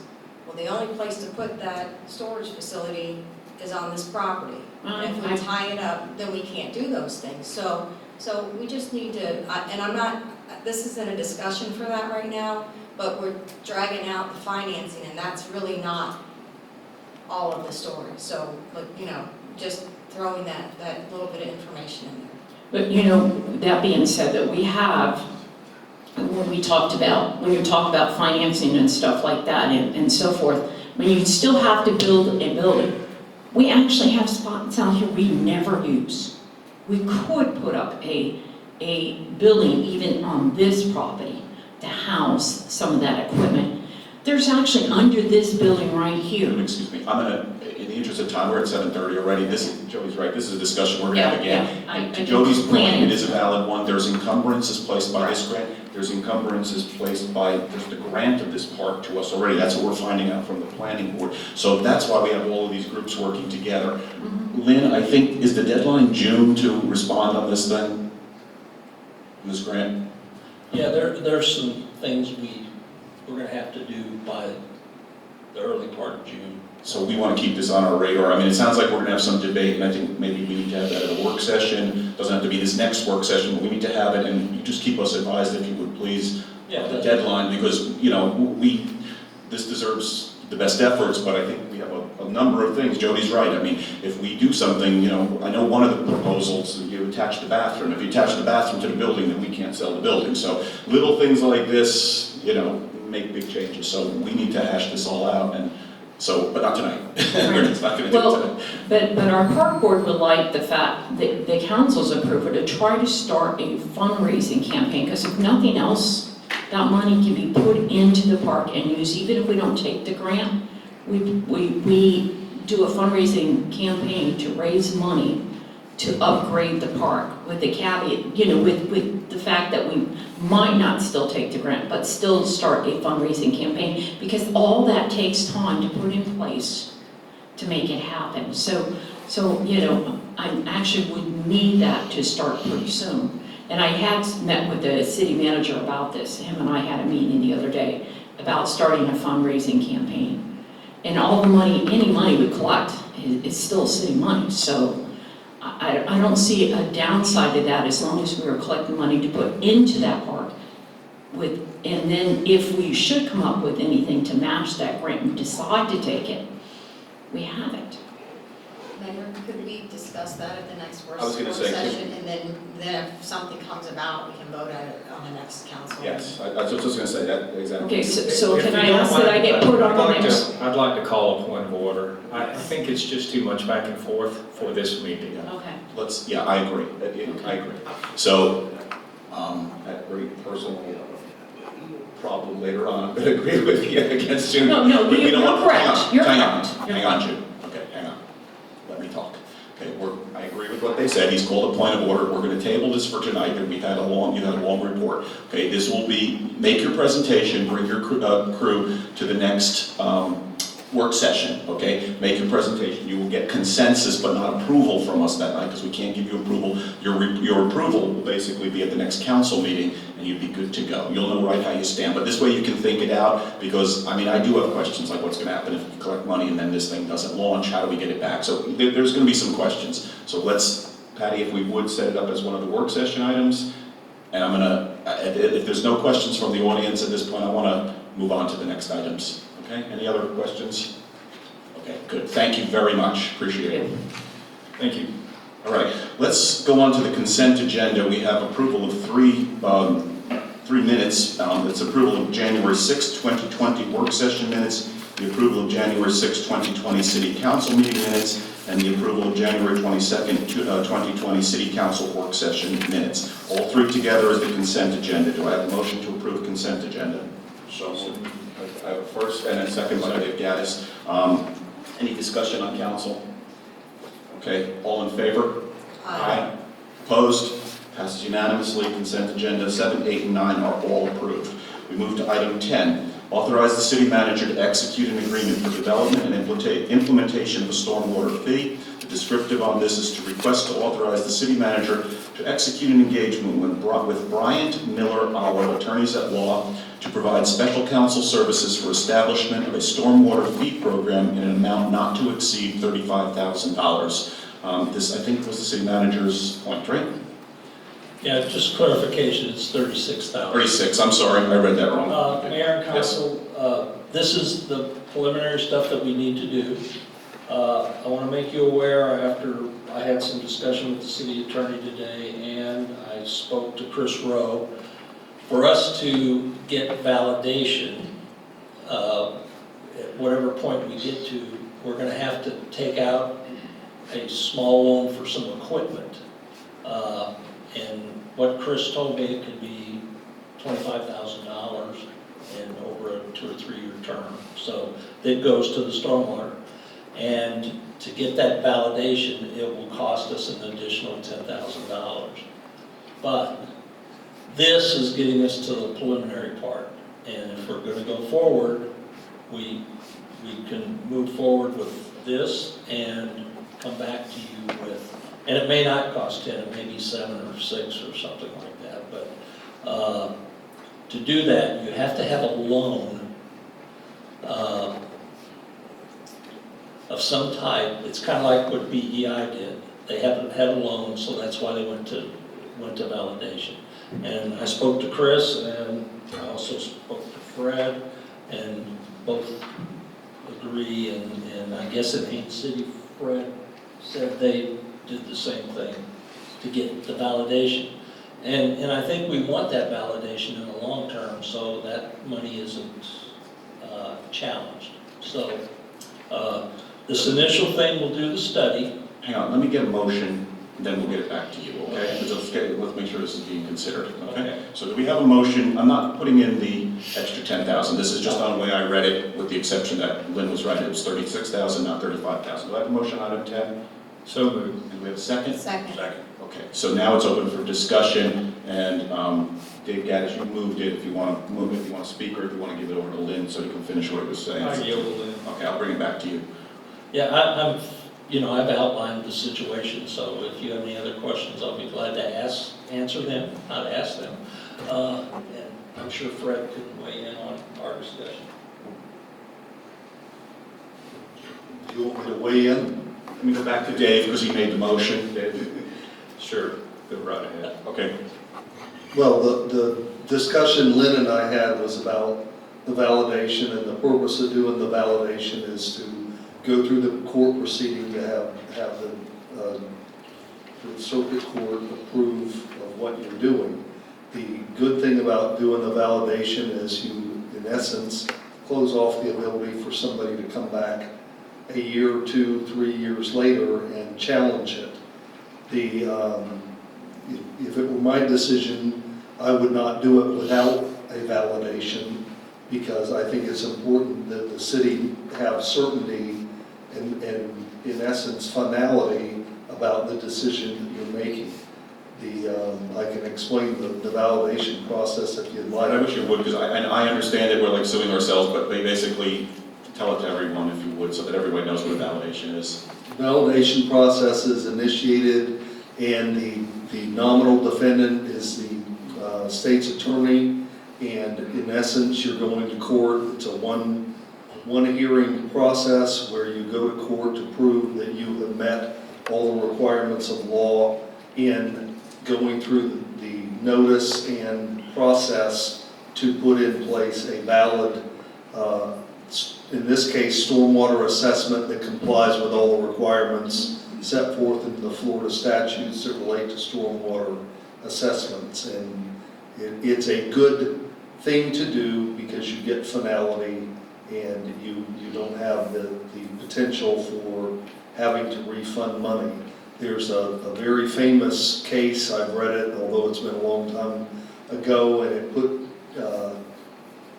not that I have chills run down my back very often, but in reading this case, a county several years ago had to refund 3 or 4 years worth of assessments because they didn't do it right.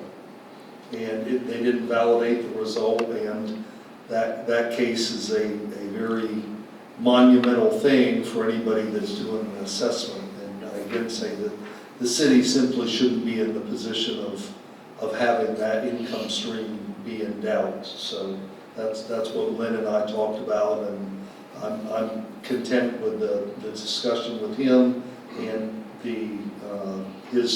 what he related to me about talking with Chris Rowe with respect to this. Ben, could you tell me a little bit more? You started to explain the 10,000, and it went over my head. We have 35 that we have to spend for this study. 36, up to 36. You could spend less. I want you to bring this home like at 25. But what's this other 10? Is that what are we doing? That's mainly for the validation that you have to do, and that's what I was talking about where, in the discussion that I had with Chris, he said as an example, he had one city that went out and purchased $25,000 worth of equipment that had to go to stormwater, can't go anywhere else, and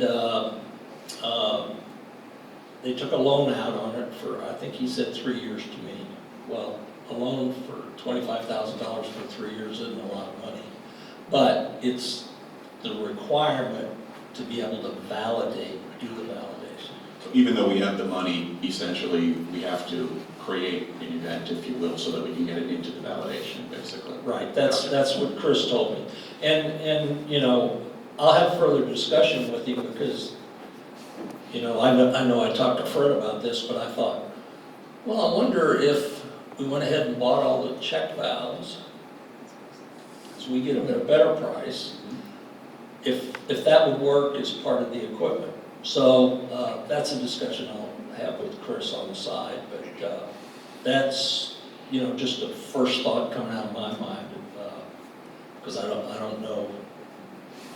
Well, we'll figure that out. So I understand what we're doing. So what I'm asking tonight basically is to approve this agreement, so we can get Chris started on the legal issues, and to also get Stantec moving on their requirements to validate the fee proposal. And all of that's included in it too, so that would be. I know we've used Stantec before on BEI, right? Did we use them before? I thought it said in here that we done prior. No, we use BMO, Okay. and they're going to be a sub-consultant for BMO. You're So- satisfied with Stantec? That's their choice for subcontractor? Yeah, and they are too. I mean, Councilmember Shirley and I have had several discussions about this, and I think we're okay with that. And Stantec's a very well-known firm, and I'm, based on the BEI experience with Chris, I think we turned out a good project, and we got through all the legal stuff that we had to do, so I'm very happy with Chris. Council? I have a question. It states that you're going to provide a list of partials that this will impact and that will be responsible for this charge. Isn't it not going to, is it going to be citywide for all of the property owners? Yeah, what they do is they do I'll call it like a survey, and they determine what impervious surface, and they create a plan for the whole city, and then each parcel shares equally, and that's what they'll create with the methodology that Stantec is doing. Any other Dave guys? Yeah, I was just going to ask you, so it looks to me like we're going to have to vote 3 times on this, is that right? No, the proposal is just, right now, the proposal is for BMO. They will take care of Stantec, so it's basically approving that portion. When we get to the validation situation, we will have to vote on it again. Trying to remember. If it comes in less than 10, of course, I'll notify the city council. You know, I have the authority to add to that, but I still have to have it in the budget. But, you know, I would notify the city council. I'm not going to just do that on my own. And then the loan, the loan on top of that. Yeah, yeah.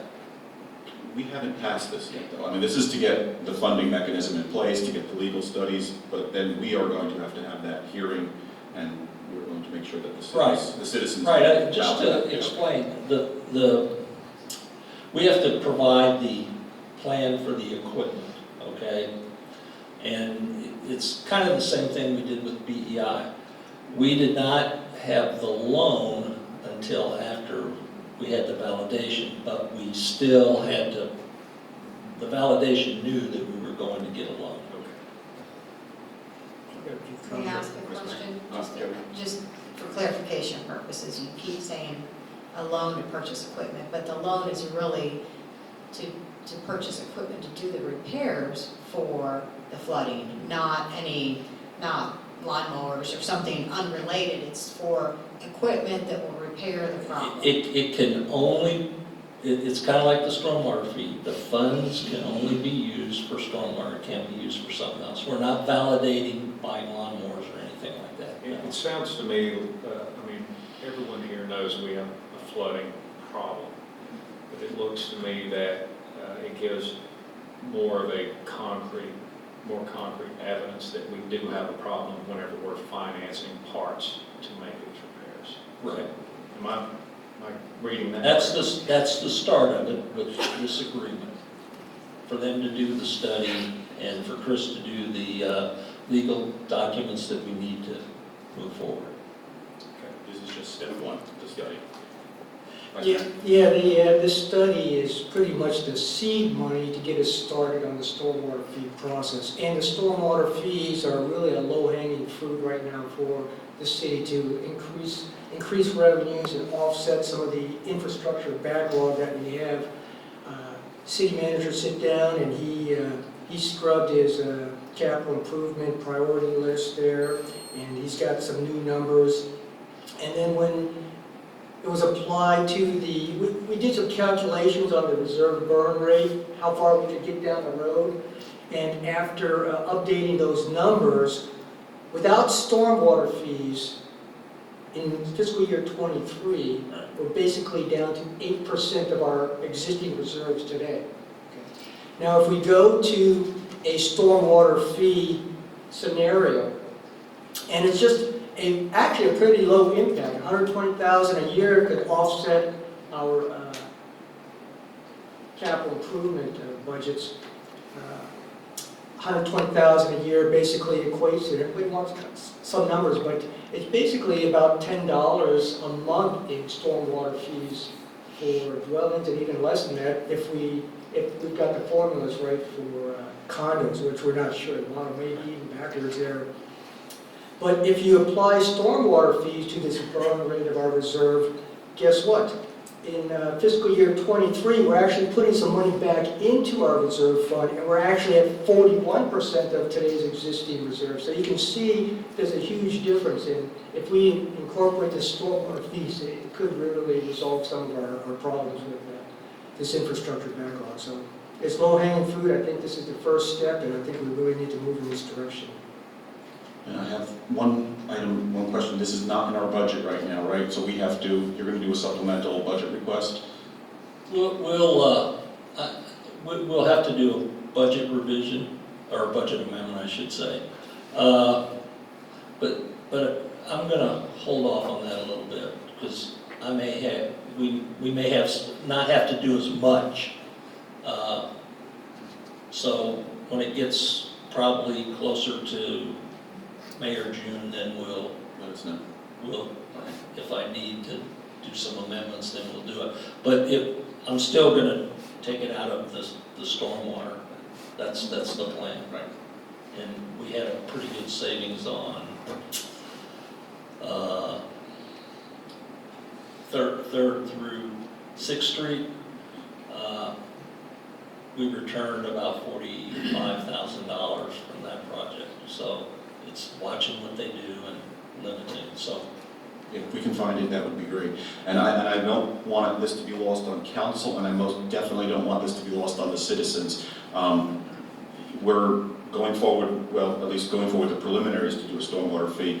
I am going to fight until I can't talk anymore about us going out and getting any possible source of revenue, grant money. I've already provided the same information I had to the city manager. It's just a start. It's a few items right now, but I want to make sure we truly beat the bushes with every source of revenue beside going to the public. As far as I'm concerned, this is just like a tax. It's a fee, but it's a tax. And before we do that, before I vote for the final one, I want to make sure we have exhausted every possibility of trying to get money. And when somebody tells me we've done that, then it leaves us no choice, because I do agree with Councilmember Gaddis. We need to do something about this stormwater. We've been talking about it for a long time, and it's not going to get any better by itself. So, any other council comments?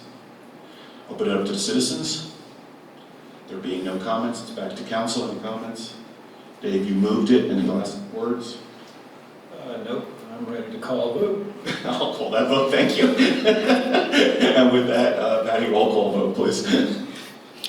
Okay, so let me say we're authorizing the city manager, I'm going to get it right this time, to execute an engagement for development and implementation of a stormwater fee not to exceed $36,000. Thanks, Lynn. Patty?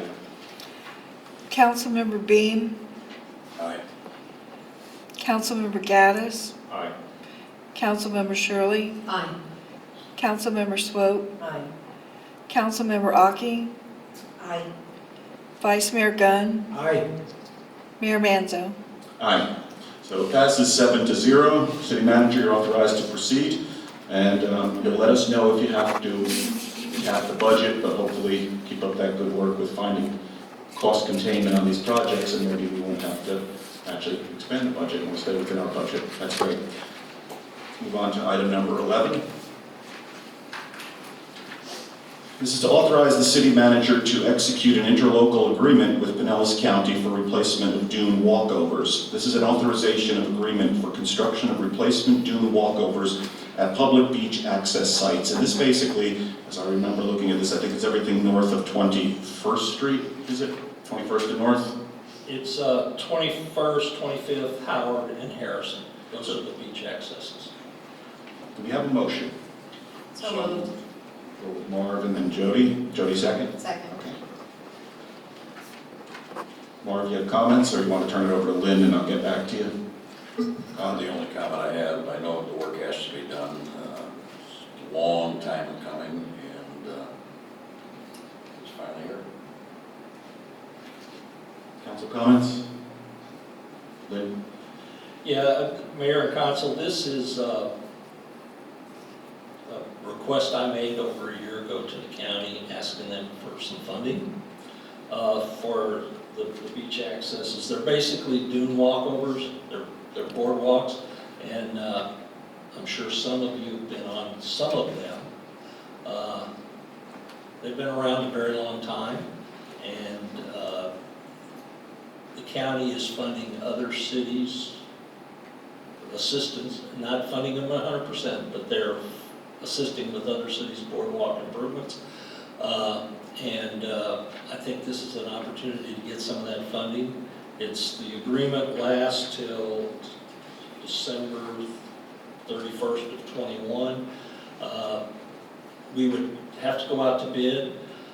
We do have some capital funds that are funded for the beach accesses that are available to assist with this, but we'll have to put it out to bid to see where we come in, but I think we'll be able to do those four. And what that will do is build the dune walkovers back up out of the sand, and if you've been on one recently, you know that a lot of the beach walkovers are under the sand, or close to it. So they have funding for this, and they do it with some of the other cities, and I knew about it, so I said, hey, how about us? So they gave it to us. So that's a good thing. Here's my concern. I want to rain on not your parade, because what you did is great, but this was a little concern of mine coming in tonight. When I heard Chief Burton talk, this just became a major concern of mine. And it's Section 4, Section 5, termination and fiscal non-funding. Essentially, the county reserves the right to terminate this contract upon 30 days written notice to the other party if conditions arise such as lack of county funding in accordance with section 11 below. And then they talk about in section 5, if appropriations by the County Board of Commissioners are reduced or eliminated, authorization for continuation and completion of work and payment associated therewith may be rescinded at the discretion of the county upon delivery of notice to the city. And I mean, I was a little bit concerned about that, but when he just told me what happened to $1 million worth of fire equipment, my concern is this. I'm not worried that they're going to terminate this for our lack of getting it done. I'm sure we're going to get it done just fine. But this is almost at their discretion. And the note that I had to myself is there any way of getting an interim payment? Because this calls for payment at the end of that project. I would hate to see us expend all this money and then they pull out their pockets and say, sorry, we're broke, we can't fund this for you. Well, with this specific thing, I don't see that happening because they have been funding these for many, many years.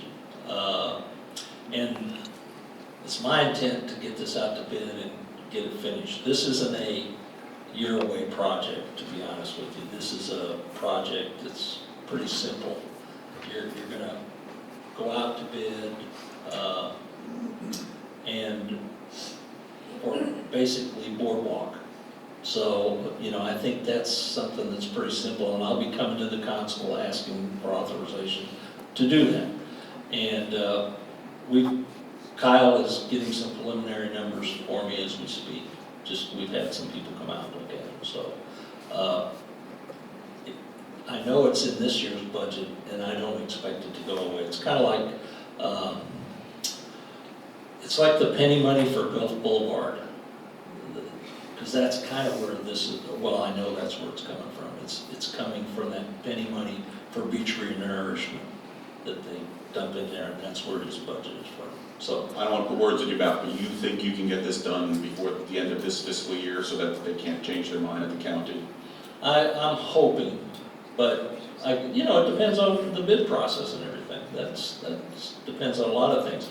But building these, this isn't, no. They can put these in, and there's 4 of them. I would think they could do all 4 of them within 30 days at the most. Is there anything this council can do to expedite your approval process? I mean, special meetings or what have you? Because it sounds like you're pretty well along on this. Well, we're going to collect this data, and then we'll put something together, and I'll bring it to the council. And then as soon as the council says it's okay, it'll go out to bid within the next couple of days after that. I'm just running a little gun shy after what I heard the chief say, and you know, if we can make sure we nail this year, that would be fabulous, because it sounds like the money is there this year and they won't change their minds. So, you know, as long as you're confident, I'm kind of relying on you on this one because I'm not sure what the history is. So. Well, I can tell you from this that there's never been a history of them not paying.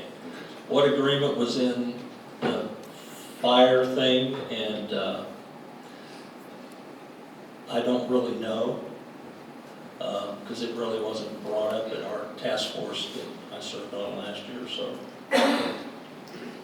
So, may I add? So what I hear you saying, Lynn, is the only holdup's going to be the bid process. You pulling together that bid process. So probably by April, we'll be ready to make a decision and get everything signed for you. Is that correct? Giving you Yeah, April, May. Yeah. Okay. I just have one request, and I had Patty print copies of this. When we're doing this, can we include adding the cigarette butt dispensers at each beach access? Because I've done beach cleanup and straws are not the problem, cigarette butts are. And so everyone has this at their desk, but it's just a dispenser and a little fact finding on what cigarette butts do and how long they stay in the environment, you know. And so my request would be, can we include this in the project? You know, I don't know what those cost off the top of my head. Let us get some numbers on, you know. You gave us a picture of the little. What I've seen at Calabese. Yeah, we'll see. Those may be negligible. Yeah.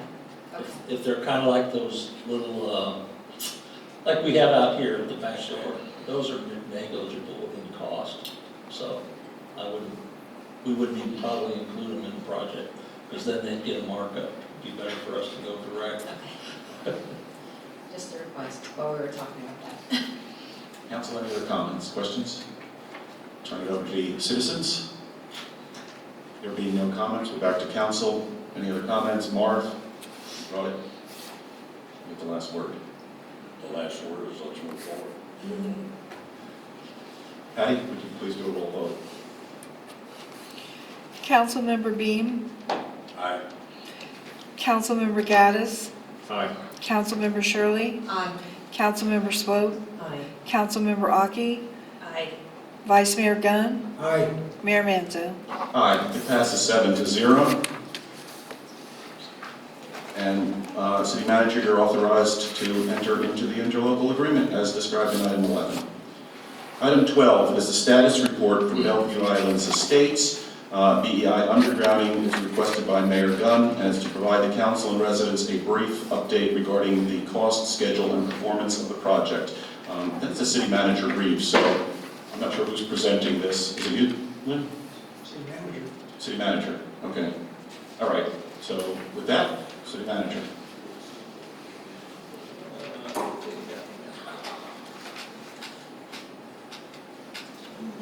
Okay.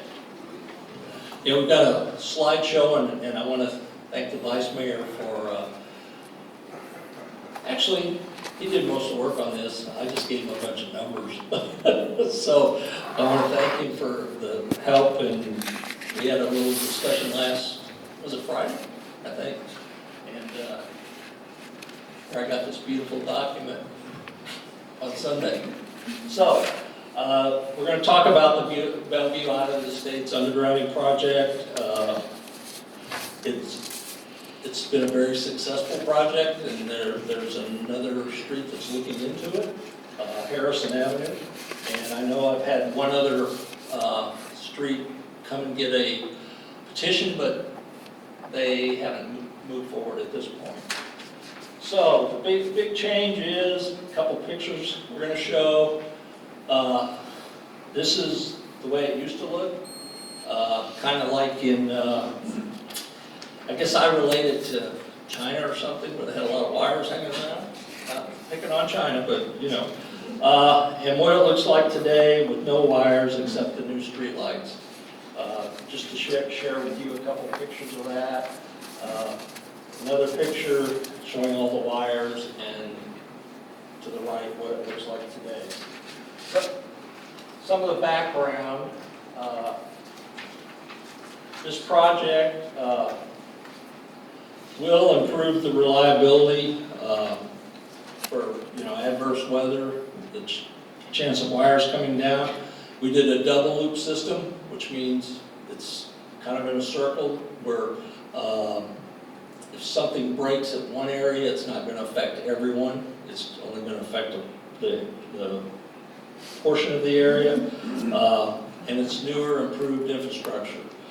The safety, the hardening, the new street lights, I'll talk about that a little bit later. The aesthetics helped with the, it improves the area, the overhead view when you're looking at that Bellevue Island Estates. It's completely different.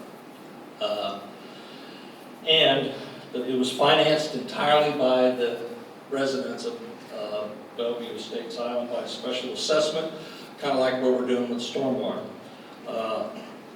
The total estimate was $2.2 million, which included 10% contingency in that amount, so $200,000 in contingency. The city partnered with the residents to put in solar lights. What we agreed to do was pay part of the cost of the solar lights based on what it would cost us to rent street lights for 10 years. And that amounted to in the neighborhood of $48,000. So with that, the project, the city's contributing to it and will, moving forward, take over the maintenance of the solar lights. But they have a 10-year warranty on them, so Clear World will be responsible for that. Moving forward, just to kind of give you a little background, in March of 2017, we enacted the ordinance for the creation of the special assessments, and the residents developed petition process, and they started on that in September, and they finished it around Christmas time of that year, of 2017. During the next few months after the petition, that's not on these slides, I want to tell you that we went through the process of the validation that we talked about earlier. We went out and secured funds at some pretty attractive interest rates at the time.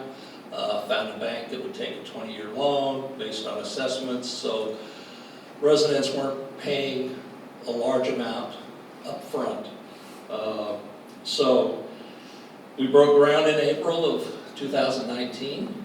That's when we first really started something.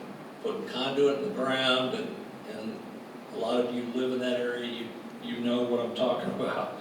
The current completion is about 90%, and we're expecting to get done with everything by the spring of this year. Probably be late spring, but I don't want to overstate or make you overconfident that we're going to finish sooner than we did. But what we did is we removed 170 plus overhead wires, put all the things underground. It's under budget. The contingency's not going to be spent, and there may be more than that.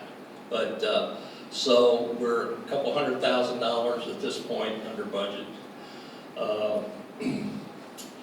I think the residents, from what I've heard, are very happy with it. I've heard a lot of positive comments, and hopefully the residents that live there, they're on council, have heard those comments also.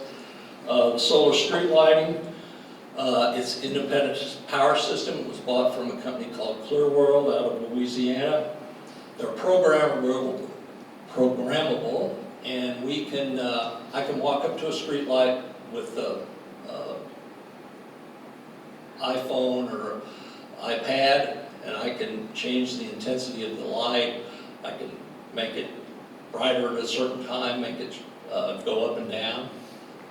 So that long term will be a reoccurring cost to the city, because we won't have that electrical. And after the 10-year term, based on the information that I've been able to ascertain, our only real cost will, at that point, may be replacing batteries regularly. And we won't have that recurring cost that we had here month after month for, to put in a pole or construction and aid. If we decided to change the wooden poles, we'd have had a substantial amount of money to play that.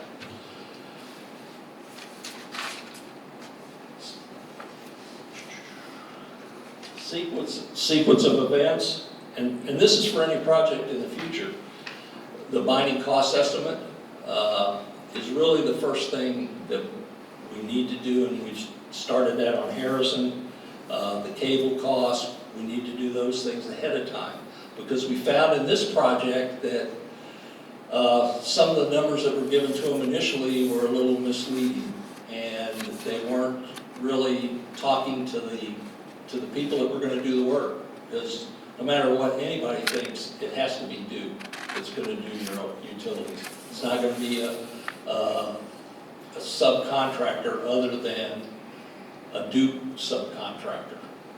So going forward, we had to look at budgeting, the finance, assessments, and legal. And it was a long legal process.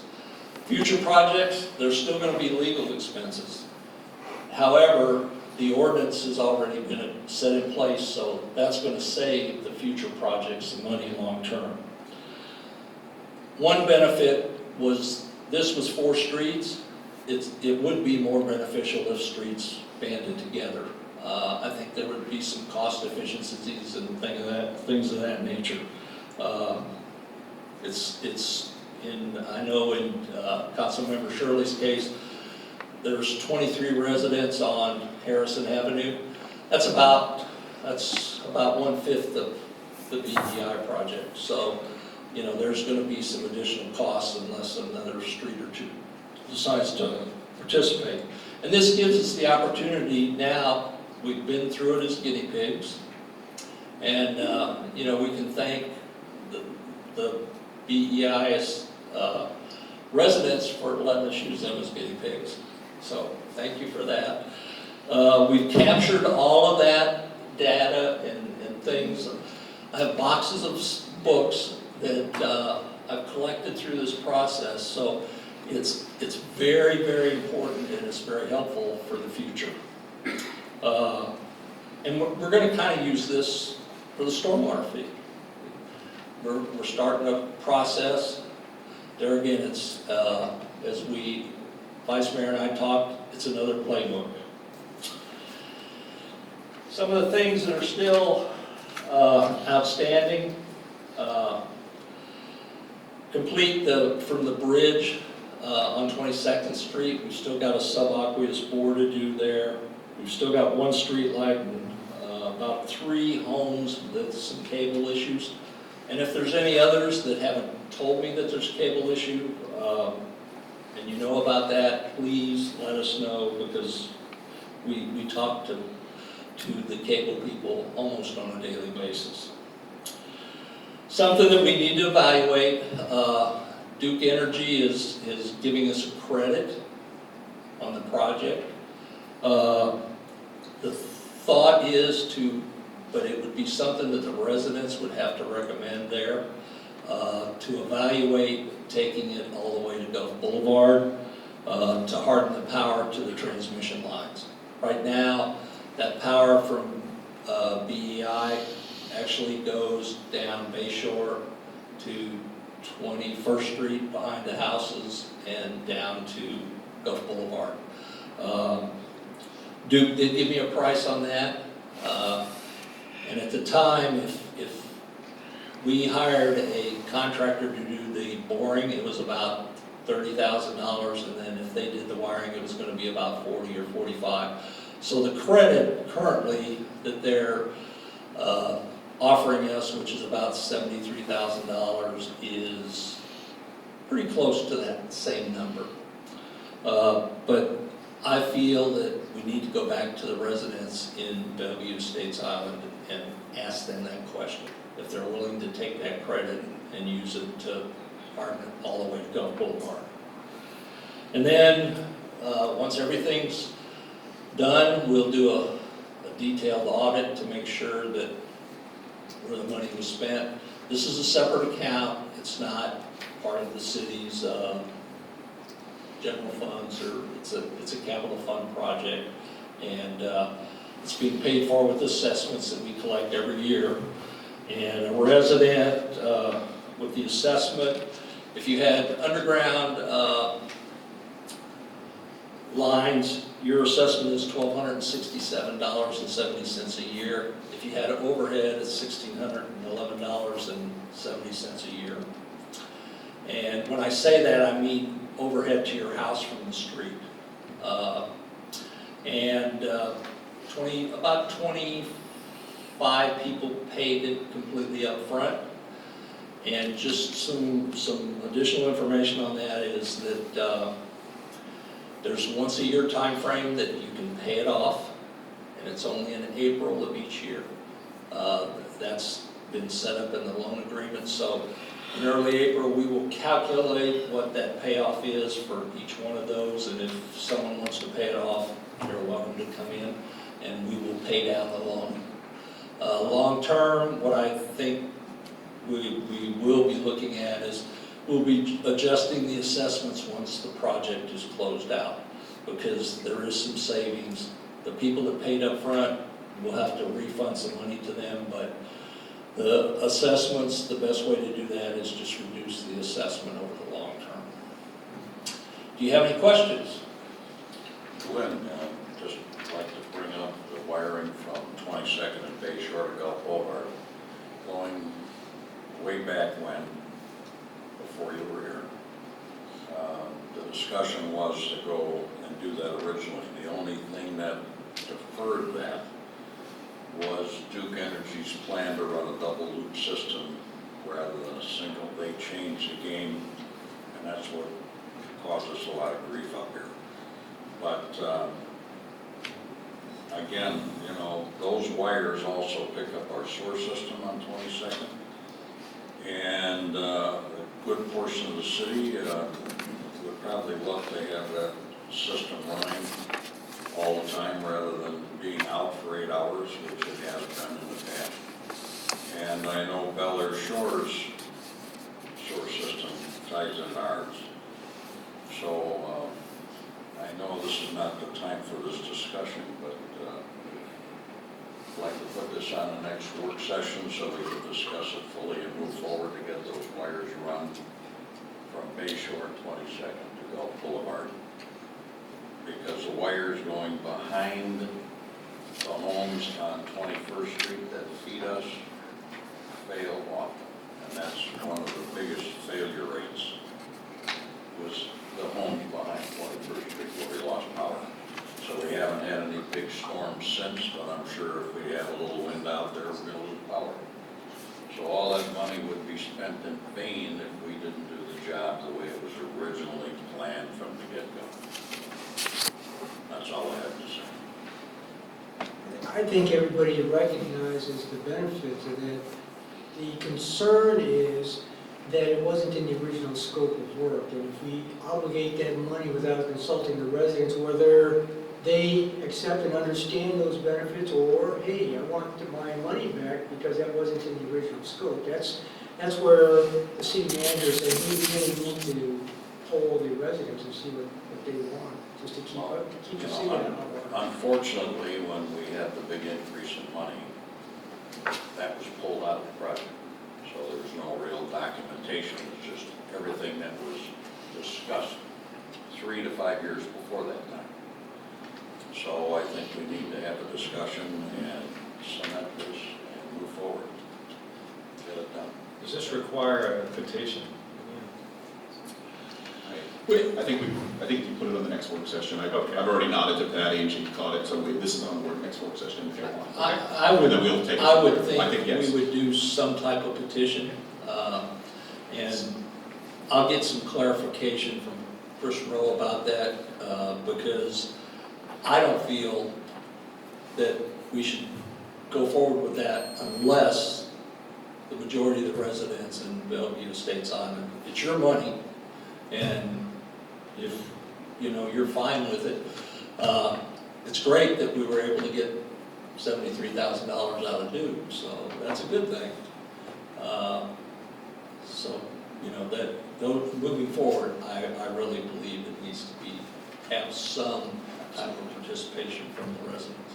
I do have one more question. It's kind of a sideline of our topic, but whenever the project first began, we discussed much-needed road repairs in our neighborhood. Is that still something that, now that the project is coming to an end, that it's going to come up?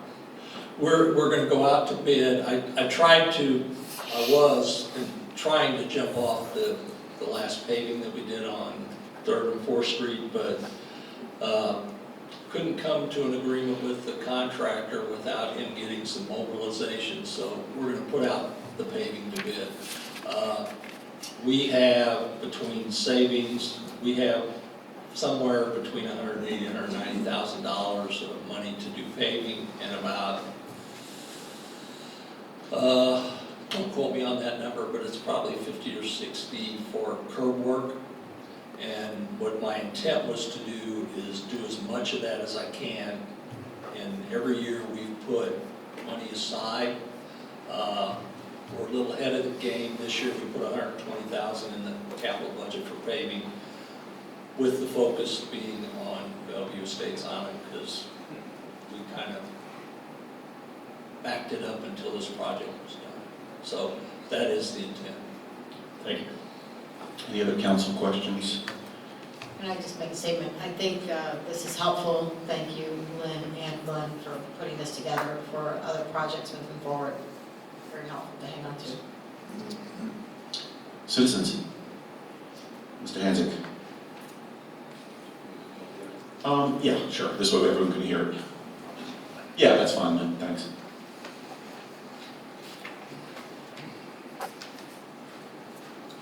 John Hansick, 103 22nd Street. All right, we've had this evaluation, and Lynn indicated, a recommendation or evaluate the possibility of undergrounding from 22nd to Gulf Boulevard. And then he's discussing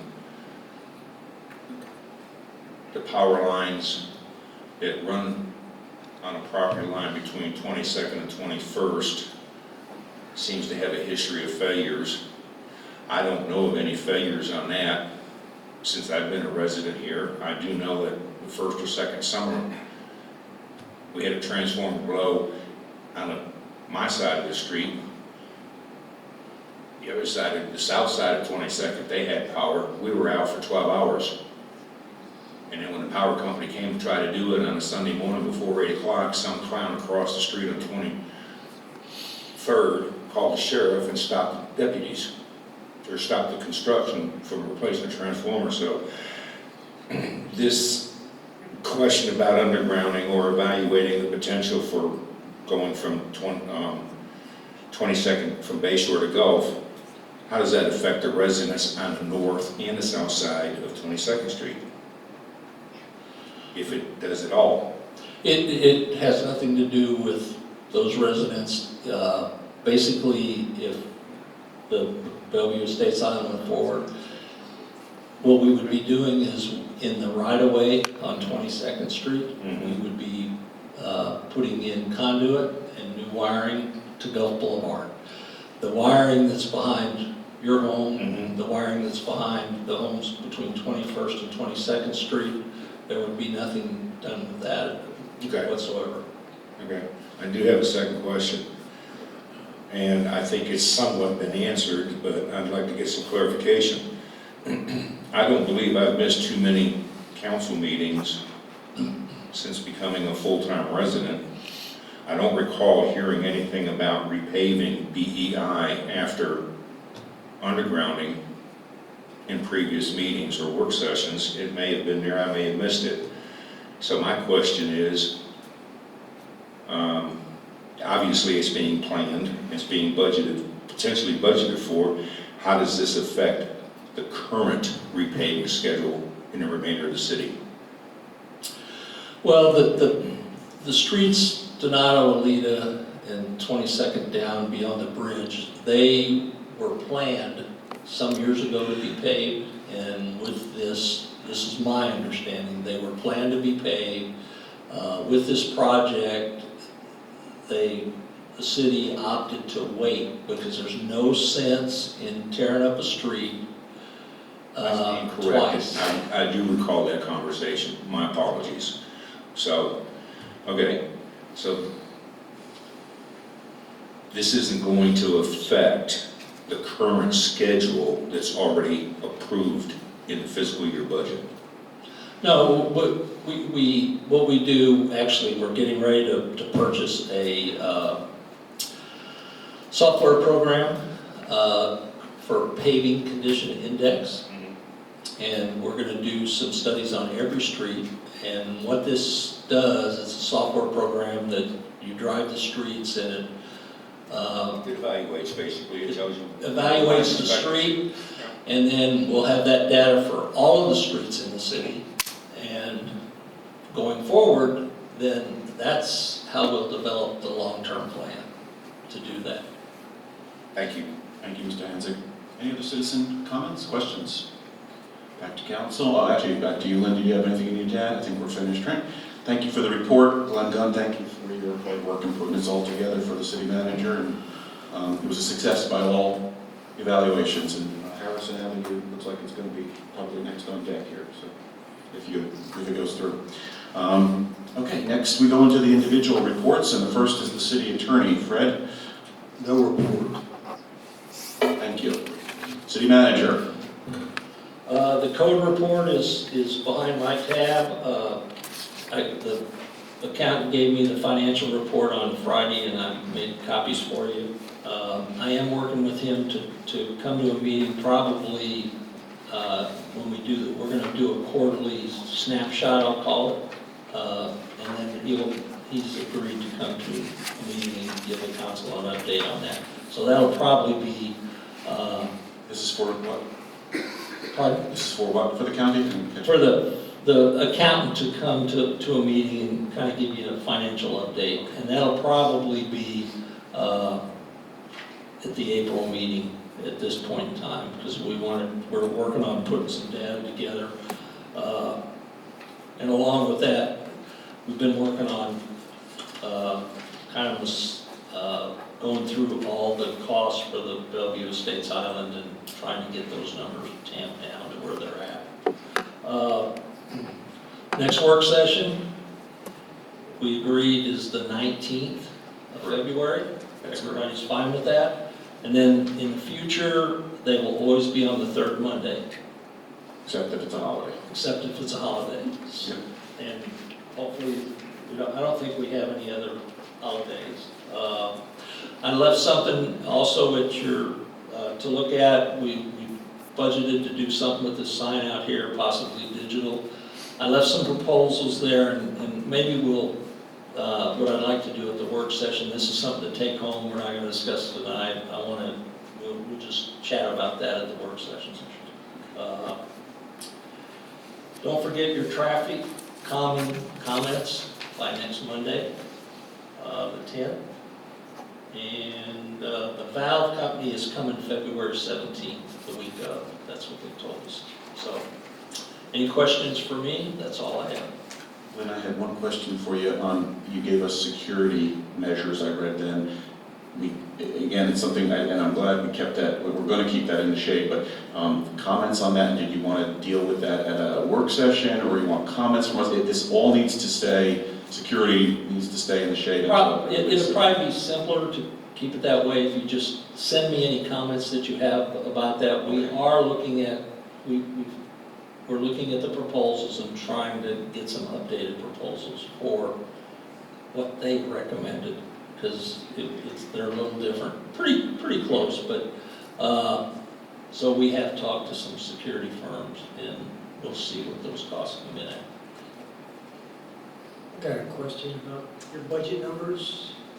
I walked through the marina today, the parking lot, and walked past Morgan and had some thoughts about the parking fees that we collect here in the city. And the thought was, do we break those out by line item for each individual parking lot? And I think the answer was you bring it all together in one. Except the marina. So that's what kind of brings this to this observation is, looking on page 1 of your financial report for December of 2019, it looks like the budgeted amount for parking meter fees is $75,000 a year. Am I interpreting that correctly? Yes. Okay, so $75,000 is what you project for parking meter fees for all of our parking lots. And we band the other ones together, except that the Marina Fund breaks out that one. And I see there that the projected revenues for the parking fees in the Marina is budgeted at $6,500. Right. Okay, so the observation I had was when I look at the size of that parking lot compared to these other places, obviously there's a competitive edge to Morgan Park because of the beach and the restrooms. We've got tennis courts, proximity to the bridges in here, but I look at the size of that parking lot, and it's supposed to provide renourishment, substantiation for renourishment, right? So the parking's not there. My question is, it's metered in there, but obviously the projected amount of revenues is only like 8% of our total parking fees. So my question is that something that could be improved if we just change the signage there, say, hey, public parking here, beach access? I mean, it's very poorly. Well, I don't think you get, to be honest with you, I don't think you get a lot of people that park there to go to the beach. I understand. You know, maybe we could put some more signs in. I don't know historically if that will change it, but it might. You know, that's, you know, putting a couple signs up is not a big deal. But I don't know that, because the closest access there is Harrison. It doesn't help the ones going down like to Howard or any of that. the benefit of Morgan, and Morgan is the preponderance of the money, you know, and that's because it's on the beach. No, I just noticed the imbalance. I mean, we've got this huge parking lot there, and they're in letters this high saying beach access 300 feet this way. And then there's a sign above that says, you know, enforcement strictly enforced. So if somebody driving by says, oh, I'm not going to park there. I'm just saying, maybe it's just a matter of advertising or marketing that parking. Maybe we'd see some incremental increase in that. I'm just throwing that out. Thanks. As a spin-off to that, maybe adding a sign at Morgan Park that says additional parking at the marina, because I watch a lot of people park here, they drop their families at the first beach access and park here and walk over, so, Not as much as it used to be. I'm certain they would do the same there. If there's no parking, they get the family at Morgan Park. And I think, if I'm not mistaken, didn't we try to up the rate at Morgan Park so it's maybe a bargain to park at the marina? I don't know. No, it's the same. It's the same. We never did increase the price any. Okay. No, and we are within line with what the local area. Yeah, but you know, my feeling is if Morgan Park's always full and there's no parking, that means we're not charging enough. You know, we could charge a little more at that park and get a premium because there's such limited parking there. And as a resident, I can't drive there and park because there's never any spaces available. That's correct. So. But you can rent your bicycle. I could if I wanted to. Well, I have the floor, let me ask a couple other questions. There was, I noticed the report, the code report looks really good. They look like they're doing a great job, so kudos to the officer that's doing all of this. But short-term rental, what was the outcome of that one on Bayshore? What is going on there? It seems like they're continuing to offend and don't really care that it costs them money and they're not paying the fee. That's going to be one of the workshop items that I'm going to put on the agenda. Okay. See, I like to surprise you with agenda items. Kind of as unfinished business, but since we were talking about this report. We need to, and Fred's going to have to look at this also, we need to look, and I do think we can increase our fine level. That house had another hearing last week. I saw that. It's another $1,500, $5 for the hearing and $1,000 fine. So that is They currently owe $6,000. 70, almost $8,000. $8,000 now? Yeah, with interest and what have you. I do understand, of course, the homeowner told me last time that, because I was the one that caught her last time, and unfortunately I was the one that caught her this time. But she told me last time she was going to sell the house, and that was 4 or 5 months ago, and then we caught her again. And so, but I know there's been some work being done there, so I don't know, maybe they are going to sell it now. They're in So how do we California. move to lien the property for the $8,000? It's already leaned. Okay. Well, the last 1,500 isn't leaned yet, but the 6,000 is, I know Patty's already done that lien. And we have another one on Gulf Boulevard that we'll be having a hearing on.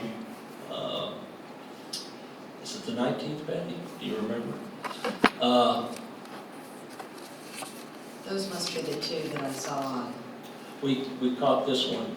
I knew I saw that house somewhere, but I went and visited them today because Danny's on a cruise right now, so you can't wait because tomorrow they may not be there. Right. So, but we've already sent the notice out today on that house. Okay. And then, any word back regarding that marina outfall and maybe using that as contractor parking? I need to do something about that. Had a few other things on my plate lately, so. And then I think you already talked about the other item I had for you was the paving on Bellevue Island Estates. But when you're getting bids, can you look at tailing in that little that little section of Belle Isle between That we talked Hibiscus. about. Yeah, that one patch. Yeah, it's that all needs to gonna done. be based on square footage, Right, but since they're or square doing, yards, I should say. when you have them mobilized, maybe just have them do that one little block, and then Belle Isle's in good shape. We'll see where we go with the money. Any comments from city manager? Yeah, I Questions? have one. Look, in reviewing all of these invoices for our attorney, they're getting, substantially high. And in looking at the breakdown of some of these invoices, have we supplied the public records request? Is that all done so we can start to see a decrease in these bills, invoices? Because roughly from September through December, we spent around $2,700. And then an additional $3,900 was spent, but it was labeled as partial, so it was only part of the conversation between the attorney and members. But so I don't know the percent of that actual dollar amount, what was real in regards to public records. But have we done it all so that we can start to reduce this attorney's bill? The public records, Fred, it was middle of December when it was turned over. Maybe Patty knows better. It was in the latter part of December. It was December 12th. That they were turned over to. We returned it to the city on December 12th. Yeah, and Patty. So, yes, that portion of that public records request has been completed. Okay, so we won't be having a charge on this. I haven't looked at the January one, right? So it's nothing on there for it, because we just got it tonight. I don't think so. No, I don't think there is. Okay. I mean, I looked at it today.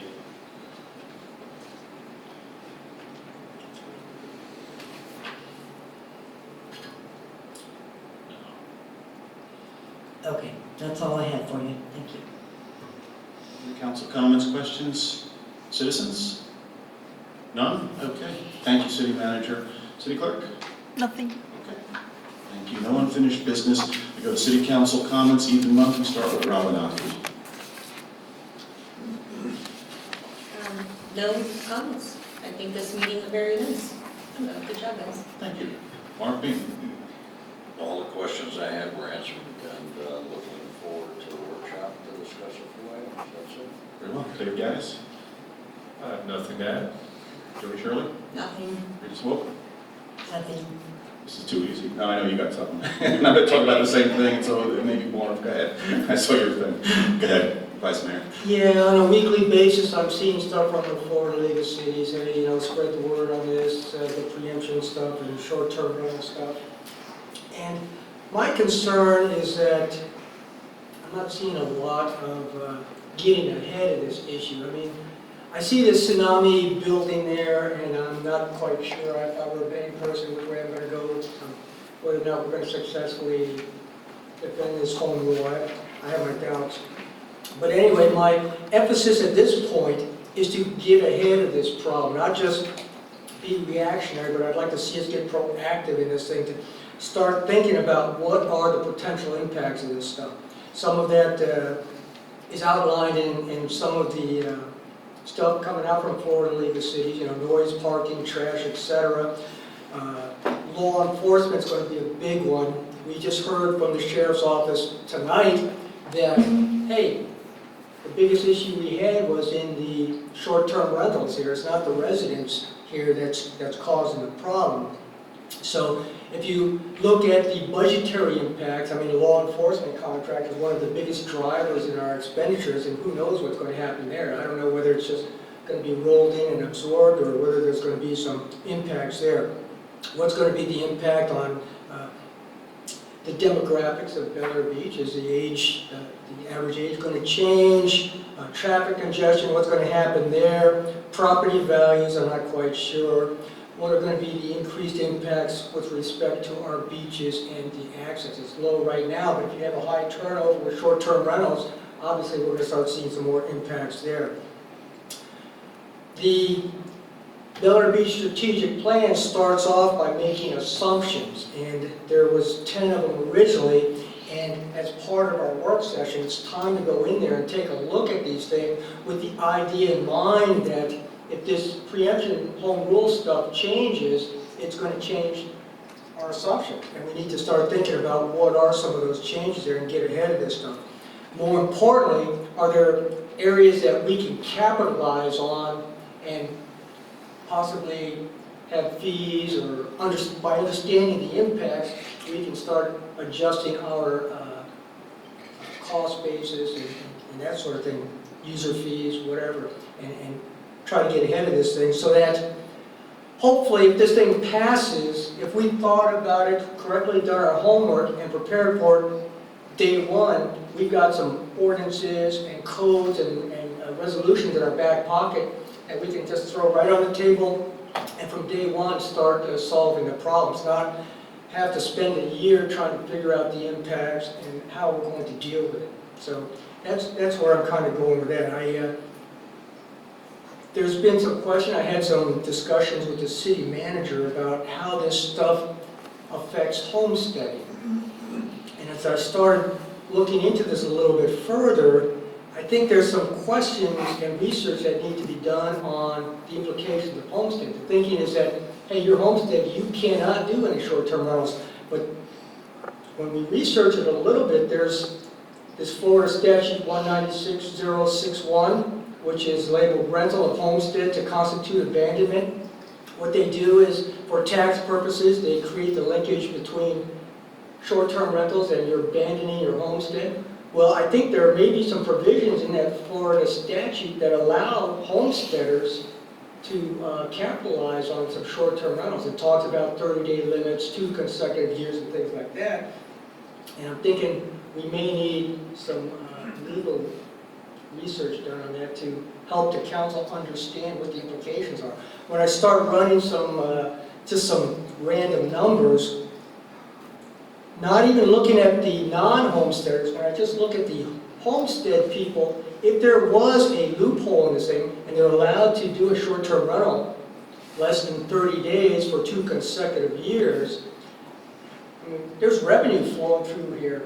You know, I did a quick number, 20% of condo people homestead, 30% of the single-family dwelling homesteaders, and it could be in excess of $1 million revenues flowing through the city that we may be able to capitalize on.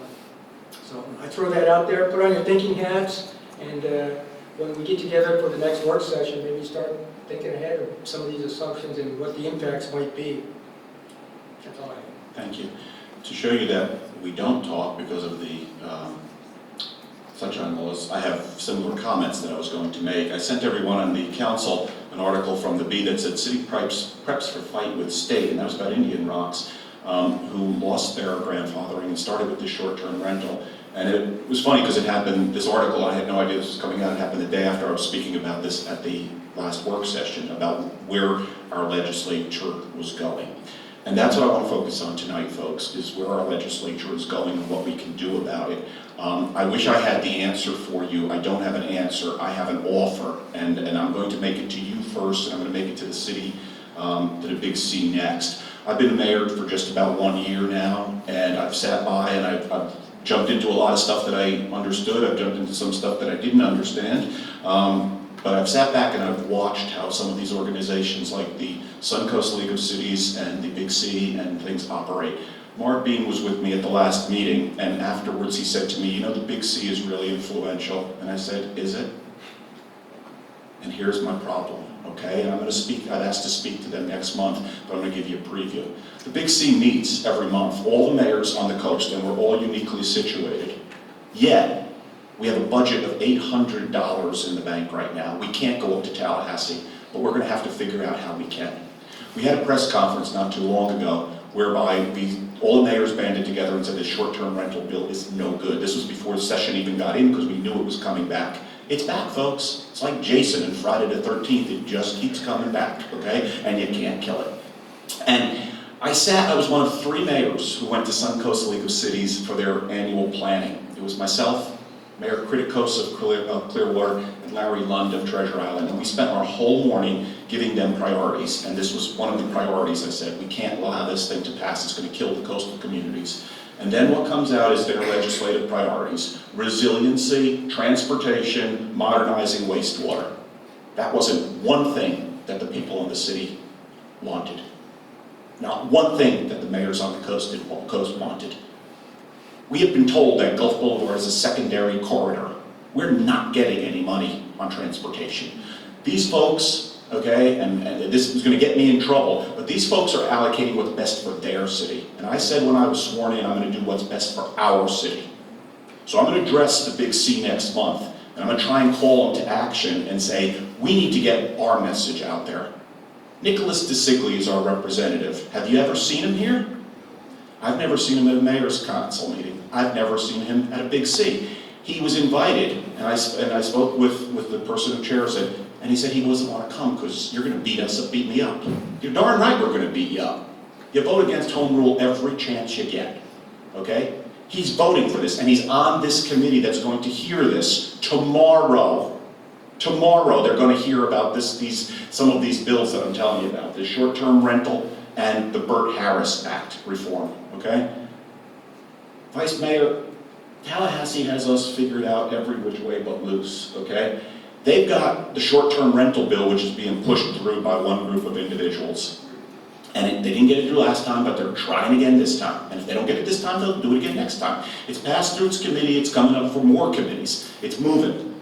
Don't know if it'll make it. If that happens, read what I'll tell you what one Indian Rocks resident said, okay? One person said that in one 30-day period, the house next door to hers was rented 9 different times with 44 different guests. Yes, Vice Mayor, we will get some money out of all of that, maybe from non-homesteaded, and we're going to watch our property values plummet, because next to you will be a B&B for some people, and they're not all going to take their time to rent to good people. I am a Republican, and I'm supporting people who are Democrat, because they stand for home rule, okay? That's how strongly I feel about this thing. We have people who get it, and we have people who don't get it. And some of our people don't get it. So please, pick up the phone. They don't respond to emails. Call them. Be polite. Tell them not to vote for this stuff. This doesn't help. I know you did, John Hanzig. I heard about it. Thank you. Thank you very much. That's what we want, okay? We need people to just pick up the phone and call. I'm calling them tomorrow. I'm going to tell them, don't do this. And this Burt Harris Act. Marv and I were sitting there as Jay Dragano of Trask Firm gave a briefing to all the city mayors last month at the Big C. They are going to try and pass an expansion of the Burt Harris bill. I thought it was just going to, when you gave a variance, you had to give it to everybody in town. That's one of the things it says. So imagine that. If the Board of Adjustment gives a variance, everybody in the town now has to get that, okay? But it's even worse, okay? It's going to take away the ability of the city to recoup its legal fees. Right now, most of these Harris Act suits are settled. So they're saying, oh, there's only been one court case. That's because most of them get settled. They're going to make it even tougher for the city to settle and more expensive. I'll tell you how bad it is, okay? And what people will be able to say is, you've passed legislation, it affects my property. For example, we have bushes or hedges ordinance that it can't be, 8 feet, 10 feet high. Somebody could say, you know what? That cut out my ability to have privacy. I can't rent my backyard out anymore. And I'm going to sue you. And I'm not just suing you for the value of the bushes, I'm suing you for all the future potential rental income of my property. It's so bad that Attorney Dragano said, don't bother to pass legislation. That's his advice to his cities for if this thing passes. It doesn't mean we're going to sit by. That's why I asked Chief Burton tonight, what can we do and get us these occupancy things? We can pass that in advance. I spoke to Mayor Schmidt across the street. They just passed a noise ordinance. And I said to him, does the sheriff have the enforcement tools on this? And if they do, then we can pass something like that. Little things that we can have done in advance that can help us. But this is something where we need the city. This isn't something whether you like me or don't like me or like this council or don't like this council. It's do you like what you really have, okay? And if you like what you really have, then tell these folks up in Tallahassee no. What I'm offering to you is, I will work with anybody in this city, and maybe we need to get together as a group. This is not a sunshine issue, because this is not coming before our council, okay? I can work with anybody here, and I need to get something, because I'm not so sure that Suncoast League of Cities and Big C is gonna be able to carry this torch for us. This is something we may have to do on our own, and we need to get other people involved and other cities involved. We need to, for example, one thing I thought about was just get a petition for everybody in this town. Could you imagine if I could go to Nick DeSigley and say, Nick, you see this? This is my 1,500 voters, and they're not voting for you if you vote for this anymore. Suncoast League of Cities says, oh, they know it, and they don't want to be beaten up. I'm sorry, they don't know it, because they keep bringing it back, and we don't want it. Maybe you do want it, I don't know. Let me hear from you, okay? My telephone number is out on the City Hall site, okay? Get in touch with anybody over here. Marv Beam has been with me on these meetings. I will put together whatever we have to do. We need to figure out a way to lobby these people. We may not get it for this session, folks. The session is in play right now. It goes for a few more weeks.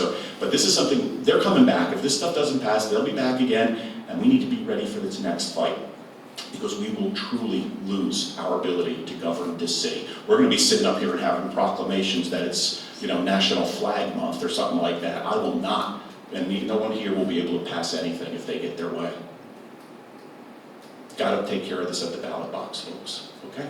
So I'm offering my assistance however we can do it. I know other people don't feel, that feel similar to the way I do. I said this, and a former councilwoman posted something with all the phone numbers out on Nextdoor. That's what you should be using Nextdoor for. That's great. Keep using it for that. And maybe if we could let everyone in the city know, maybe you could help me out there, Wayne. Let everybody in the city know we want to do something about this, okay? And we're going to stand together. And I think in my opinion, my humble opinion, the only thing they understand is votes, because nothing else is working. You can't be nice to them because we're being nice and they're passing it through committee after committee. So it won't be Bel Air Beach the way it's always been. That's all I want to say. I'm here to help you. We'll do what we can do, and let's figure out some kind of a plan. I don't have a solution. I have an offer of assistance for you, okay? So that's all we've got. Do I have a motion to adjourn this meeting? So moved. Second? All in favor? Aye. Aye. Thank you, folks.